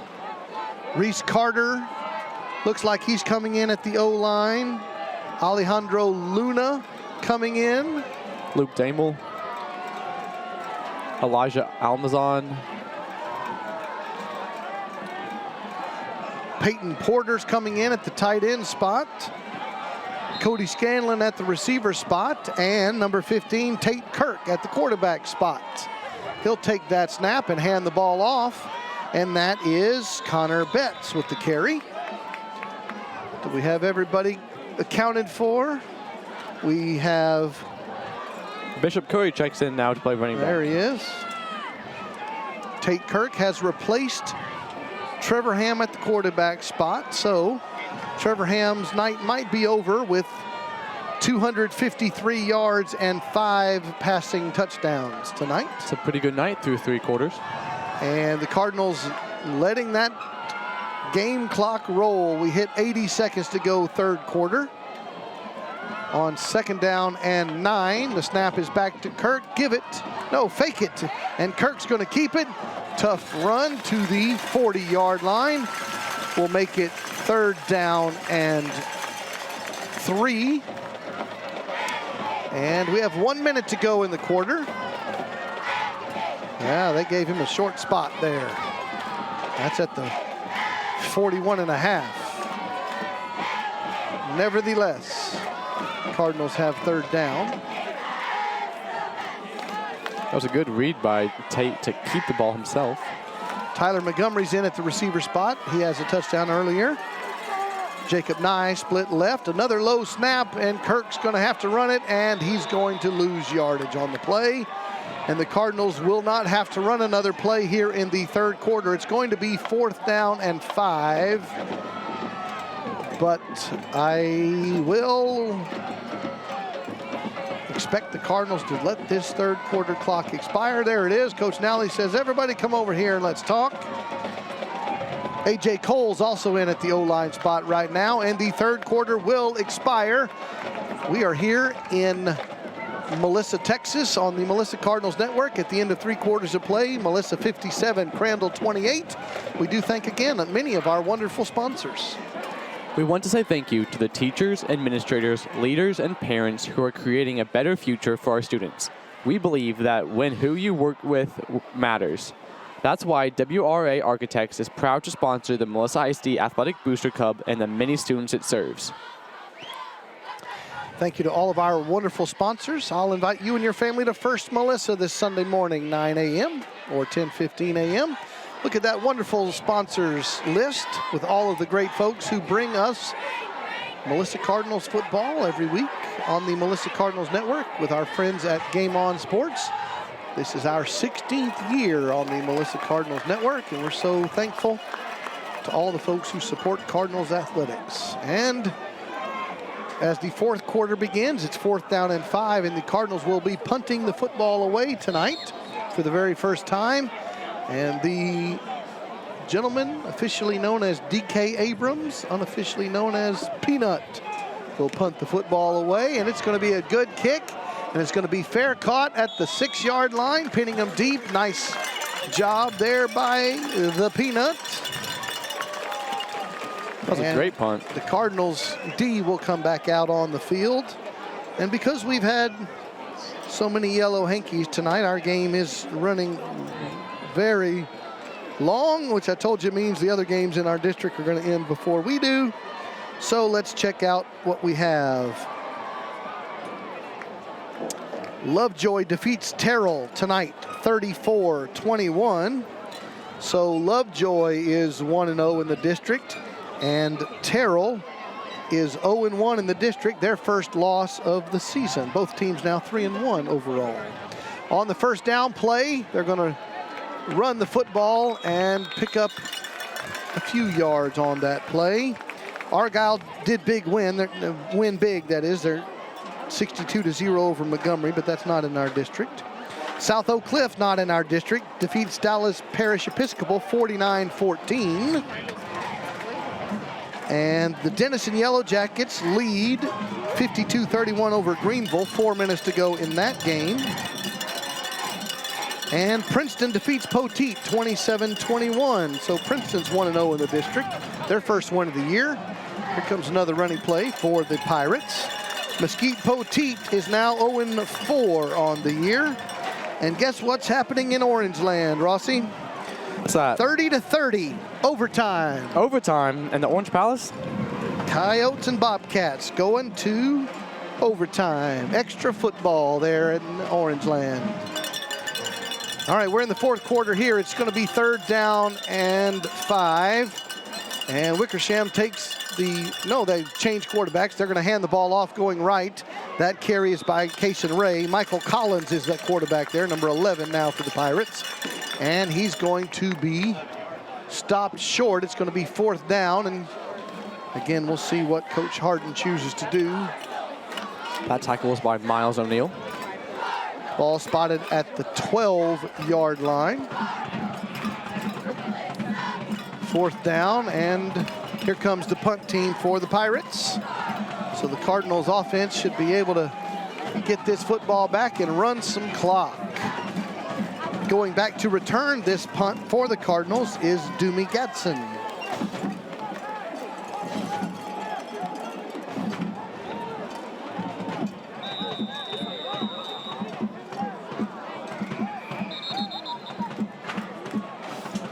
All right, we have a stoppage of play. We have a timeout called by the Pirates with 10:37 to go in regulation. Ross Graham and John Graham are time to begin your deliberations on offensive and defensive players of the game. We will recognize those players this Monday night, 5:30 p.m. at the Dugout Sports Grill. Join us for dinner every Monday night and watch our recording of our Cardinal Scoreboard show right there at the Dugout Sports Grill. And then make sure you subscribe to Melissa ISD on YouTube so you can watch every new episode on Monday evenings. Make sure you follow the Melissa Cardinals Network on Facebook. After the Pirates timeout, their punt team comes out on the field, and there is number 21, Doomy Gatson, ready to return this punt.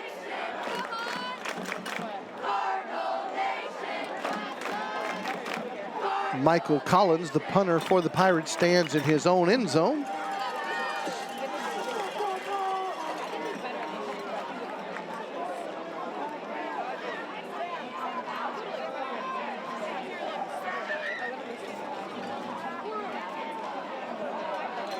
And we continue to patiently wait for action. Clock stop, 10:37 to go in the game. Collins, the punter, in his end zone. And it's a low snap, and he picks it up, and he's going to run the football, and he's going to try to turn the corner until he runs into Miles O'Neill. Miles O'Neill, who runs him out of bounds, and the Cardinals are going to get tremendous field position for their offense. Miles O'Neill stepped into the starting role this week, and he's played amazingly at the outside linebacker spot. A big play there. Now the Cardinals are going to get the ball in excellent field goal range, and there's another new quarterback in the game, number 19. Number 19 for the Cardinals, that would be Jackson Nally in the game at quarterback. And next to him is Bishop Curry. And Nally takes the handoff and gives it to Curry, going right with a stiff arm and a dive down to near the 2-yard line. It will be 2nd and goal. You saw Luke Damel there in the game. You saw Alejandro Luna. There he is, number 61 right there. You saw 72, A.J. Cole. 66 there is Elijah Almazan. And 71, Reese Carter at the left tackle. Now he's going to throw it into the end zone for Nye. He goes up and he's out of bounds. He came down with the football, but out of bounds, incomplete pass. 3rd down and goal coming up. 9:59 to go in the 3rd quarter. Here's that Nally fade route. And Nye went up and brought it down, but couldn't keep a foot in bounds. 3rd and goal. Clock stopped, 9:59. You also see Peyton Porter, number 24, there at the H-back spot. That replay was brought to us by Wellet Electric. And now he's going to pull the ball, and he'll be taken down for a loss on the play. Tackle by Jacob Navarro, and let's see if we have our field goal team come out here.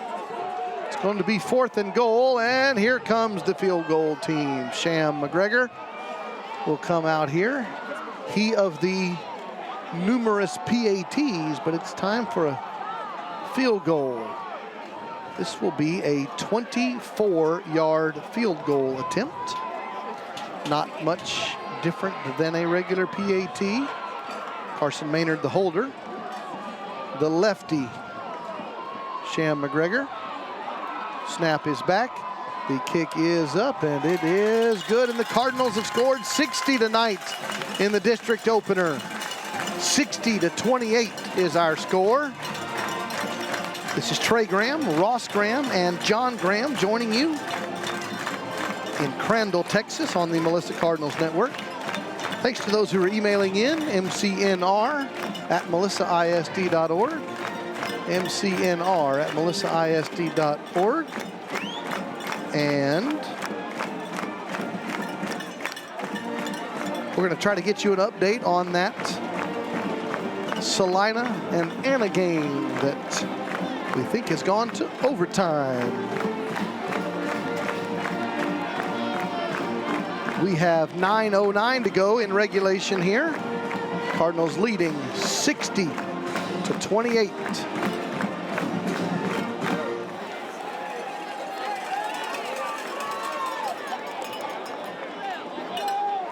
All right, here comes the Cardinals kickoff team after the Sham McGregor field goal.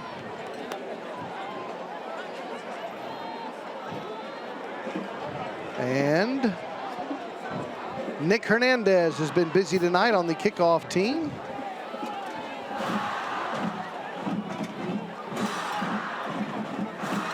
He will put the ball on his 40-yard line.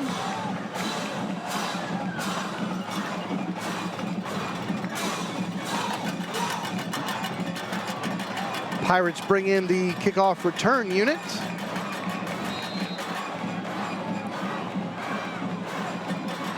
And here comes a short kick, and it will be fair caught by Will Banks.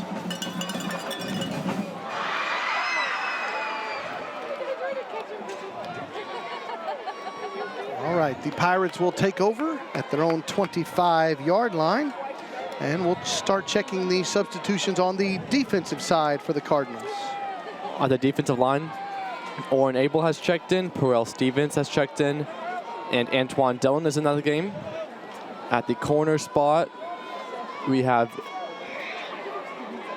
Doomy Gatson. Christian Turner is going to stay in the game at corner. Antonio Sparks is checked in at linebacker. Grayson Denho is still in the game. Colin Craig at the linebacker. Rocky Dunn at safety. Jason Ananobi at linebacker as well. 1st and 10 for the Pirates. They run the football, and they'll pick up about 3 yards on the play. Rocky Dunn on that tackle as the first Cardinal to make contact there. 60-28 is our score. Tate Kirk is now checked in to play safety as well. Under 9 minutes to go in the ball game. Cardinals are going to start that long bus ride home with a W tonight to start the district schedule. And there's a handoff for the Pirates, who will take it for a first down to their 35-yard line. Jordan Hernandez and Antoine Dillon on that tackle for the Cardinals. Bishop Curry is also now checked in to play corner.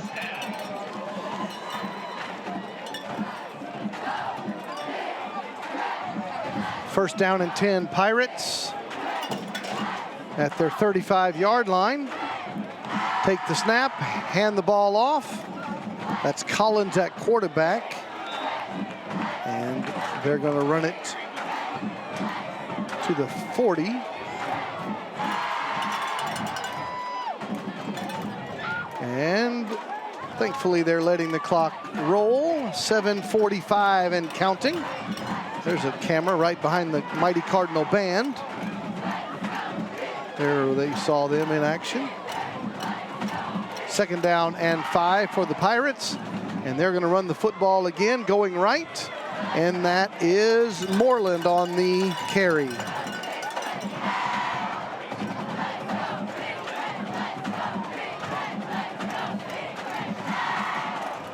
Short gain brings up 3rd down as we have 7:15 and counting. There's the Cardinal band again doing some serious calisthenics in the bleachers next to us. And the Pirates thankfully run the football again. And that Jason Ananobi on that tackle for the Cardinals. Moreland on the carry, under 7 minutes to go.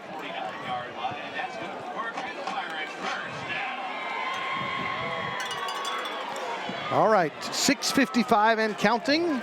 Looks like the deliberations are coming to an end for our offensive and defensive players of the game. We'll introduce those to you in just a moment. And we'll check in with our email friends. And we'll check in with the Anna and Salina game now that we've got all of our district games. Here's a replay brought to us by Welliot Electric. And big tough hit there for the Cardinals by Antonio Sparks. Run the football again to the Pirates, to the Cardinal 45-yard line.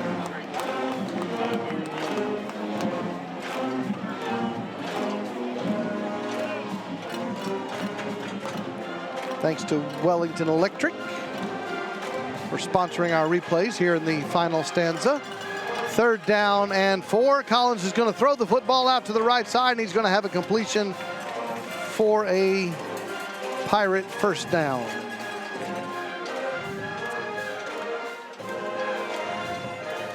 Nate Adejokin has rushed 24 times, 193 yards, and 3 touchdowns. That's 8 yards per carry. And Carson Maynard, 6 catches, 105 yards, 2 touchdowns. Nate Adejokin has a touchdown reception. Tyler Montgomery has a touchdown reception. Jackson Ford has a touchdown reception tonight. And the Pirates are going to run the football on first down and pick up about 3 yards on the play. Jason Ananobi on that tackle again. Thomas Tipton and the Tipton family in Aledo, Texas, email in and they say a shout out to the best offensive coordinator in the state of Texas, Coach Jason Russell, and the #1 ranked Melissa Cardinals.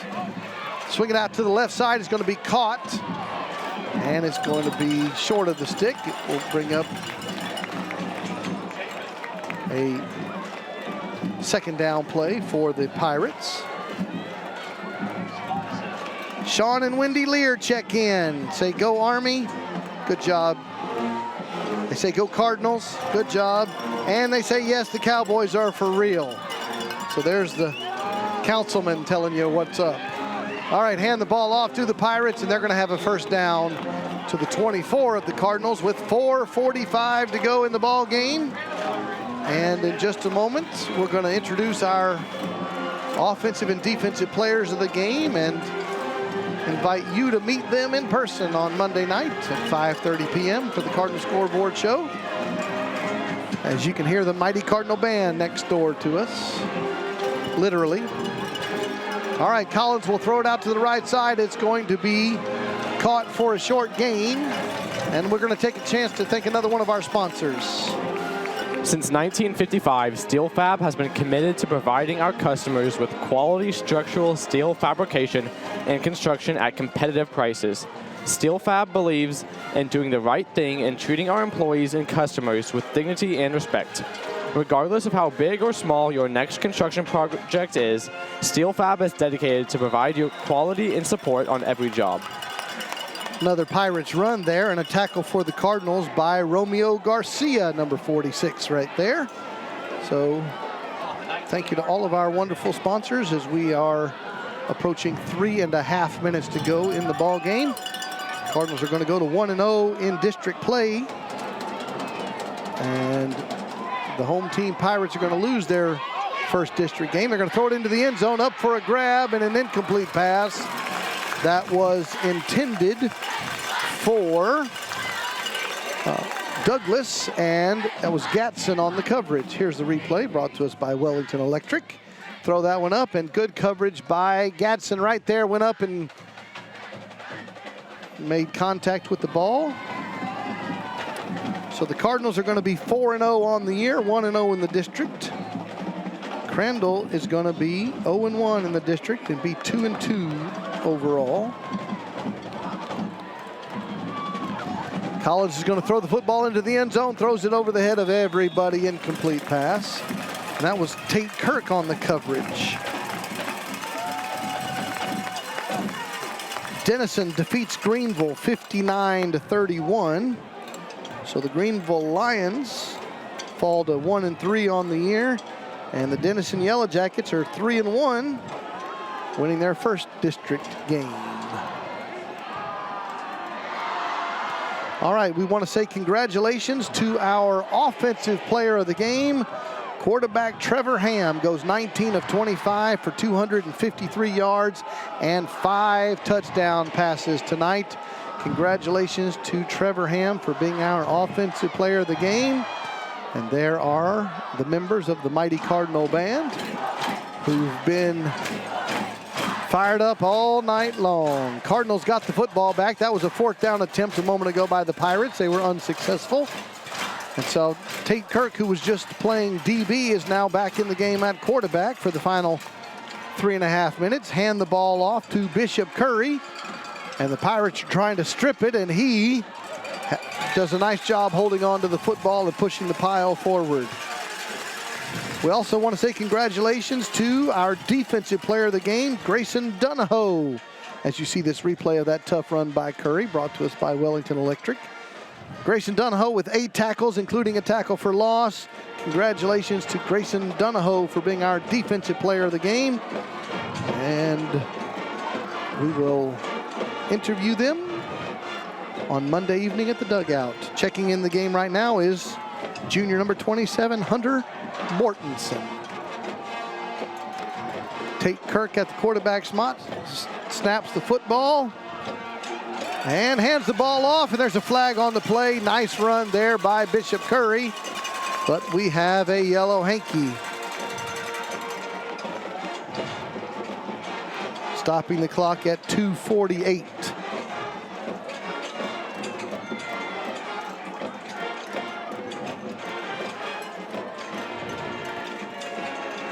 And our referee is going to be a tired man, Mr. Redfern.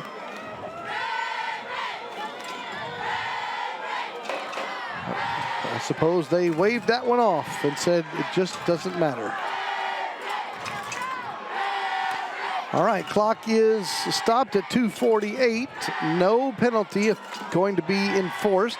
Cardinals have it at their own 47. Tate Kirk has trips left, and Curry next to him takes the snap, gives it to Curry, going left, and trying to push the pile forward for a single yard. Another sponsor, Prime IV McKinney specializes in IV hydration and vitamin therapy. Our skilled and medically licensed staff will give you a full evaluation prior to your IV infusion. Our drips are specifically formulated with rich vitamins, minerals, antioxidants, and amino acids, which will dramatically increase energy, boost your immune system, decrease inflammation, aid in muscle recovery, provide migraine relief, and much more. Come see us at Prime IV in McKinney on 380 to look better, feel better, and perform better. On 2nd down and 11, the Cardinals will hand the football off to Bishop Curry again. A short gain will bring up 3rd down and long as we are under 2 minutes to go. Cardinals will be back in action next Friday at home. They will host Terrell, 7:30 kickoff. Make sure you're by the channel here on the Melissa Cardinals Network as we're back home at beautiful Coach Kenny Deal Stadium next Friday. And remember, after the game next Friday, Tyler Norman, the minister to students at First Melissa, is hosting a 5th quarter event for fun and food and games and all kinds of great stuff for teenagers. After the Cardinals football game, a First Melissa 5th quarter event. This carry is by Ezekiel Cockerham, and he's going to run it into the pile, come back out of the pile, turn the corner going left, and take it to the house. 53 yards. He ran into the pile. All the traffic stopped. He was not on the ground. Whistle did not sound. And so he does what he's supposed to do and keeps his feet alive, turns the corner, shows some speed, and heads into the end zone for a touchdown. And here comes our other kicker, the kickoff guy, Nicholas Hernandez, for this PAT attempt. And the difference is he's a righty, Shan McGregor's a lefty, so Carson Maynard has to switch around and hold from the other side. That kick is good, and the Cardinals have scored 67 points in their first district game. 1:12 on the clock. Again, congratulations. As we say thank you to Hollis Texas Style Barbecue for our replays on our PATs. Congratulations to quarterback Trevor Ham with 5 touchdown passes, named our offensive player of the game, and our defensive player of the game, Grayson Donahoe. We invite you to follow the Melissa Cardinals Network on Facebook as we watch this replay brought to us by Welliot Electric. Watch this, as I mentioned to you. That is Ezekiel Cockerham, runs into the pile. Everybody stops except him. He takes off, turns the corner, shows some speed and some hustle and some tenacity, patience. I don't know, how many adjectives can I come up with? There you go. Hard work, effort, grit. Determination. That one works. This is what you do when it's 67-28 in the fourth quarter, is you play word games. And nice touchdown run by Ezekiel Cockerham, 53 yards, and the Cardinals scored 67 points tonight. And as our kickers have traded responsibilities, the kickoff guy, Nick Hernandez, just kicked the PAT, and the PAT guy, Shan McGregor, now kicks off and kicks it to the 20-yard line. The ball's on the ground. The Pirates pick it up on a bounce, and they get a big stick. Antonio Sparks on that big hit. Number 38, Sparks, making his presence known. We have 1:06 to go in the ball game, and here's the replay of Sparks, and there it is. Nice tackle on the kick coverage. Thank you to Welliot Electric, and there it is, Mr. Sparks, checking into the game on the defensive side. Junior number 38, Antonio Sparks. All right, the Pirates, we hope, we're going to run about 2 more plays with Michael Collins on offense, and then we're going to get to go home tonight. Hand the ball off, and that is Moreland on the carry, and we are under a minute to go. Again, be by the channel next Friday, 7:30 kickoff Central Time at Coach Kenny Deal Stadium as the Terrell Tigers come to town for the second district game of the year. The Cardinals are going to go to 4-0 on the season, 1-0 in the district. They will undoubtedly remain ranked number 1 in the state of Texas in Class 5A Division II football. And the Terrell Tigers, who are now 3-1, having lost tonight in their district opener, will be coming to the Deal-a-Seum, and they're going to get to witness the beautiful new home we have. That should be and could be and will be the last play of the game as the final 15 seconds expire. We're going to ask Ross Graham to give us your summary of a tremendous win tonight. Yes, the Cardinals came into the game. They scored a lot of points on offense like they wanted to. There are some miscues on both sides of the ball that all teams face and all teams will get to be better from, and the Cardinals are no different. So Coach Nally has prepared his team well for this game, prepared them for district, and there's more time to learn, more time to grow, as we'll see in the next coming weeks. And the Cardinals are set up well to make a deep playoff run yet again this year. We're going to bring you some highlights of this great victory, and then we're going to say goodnight in just a few moments. Welliot Electric shows you some of the sights and sounds of tonight's ball game. There's Hernandez with a kick. Here's Trevor Ham with a touchdown pass in the first half to Carson Maynard. There's the rugby scrum that we talked about earlier. These are some of the highlights from the first half. Anderson with the run over the right side. And here is a Nate Atajokin touchdown run. Shows some toughness there at the goal line. Cardinals celebrating another Atajokin touchdown. Here is a Trevor Ham pitch pass to Nate Adejokin, and he takes it to the house. As part of a tremendous game from Nate Adejokin tonight. Here is the Jacob Nye kickoff return as he turns the corner, shows some speed, and stiff arms the tackler. And here's the double pass. Carson Maynard, it was attempting to throw that football to Cody Scanlon, incomplete pass in the end zone. And there's the touchdown pass to Tyler Montgomery on that little wide receiver drag route. No, that's the Lincoln Dunn drag route that took him to the 1 yard line. Here is the magical 2-point play, throwing it up for grabs.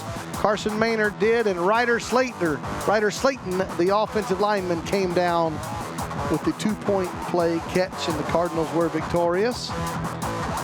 Here is the Tyler Montgomery touchdown that I was referencing a moment ago.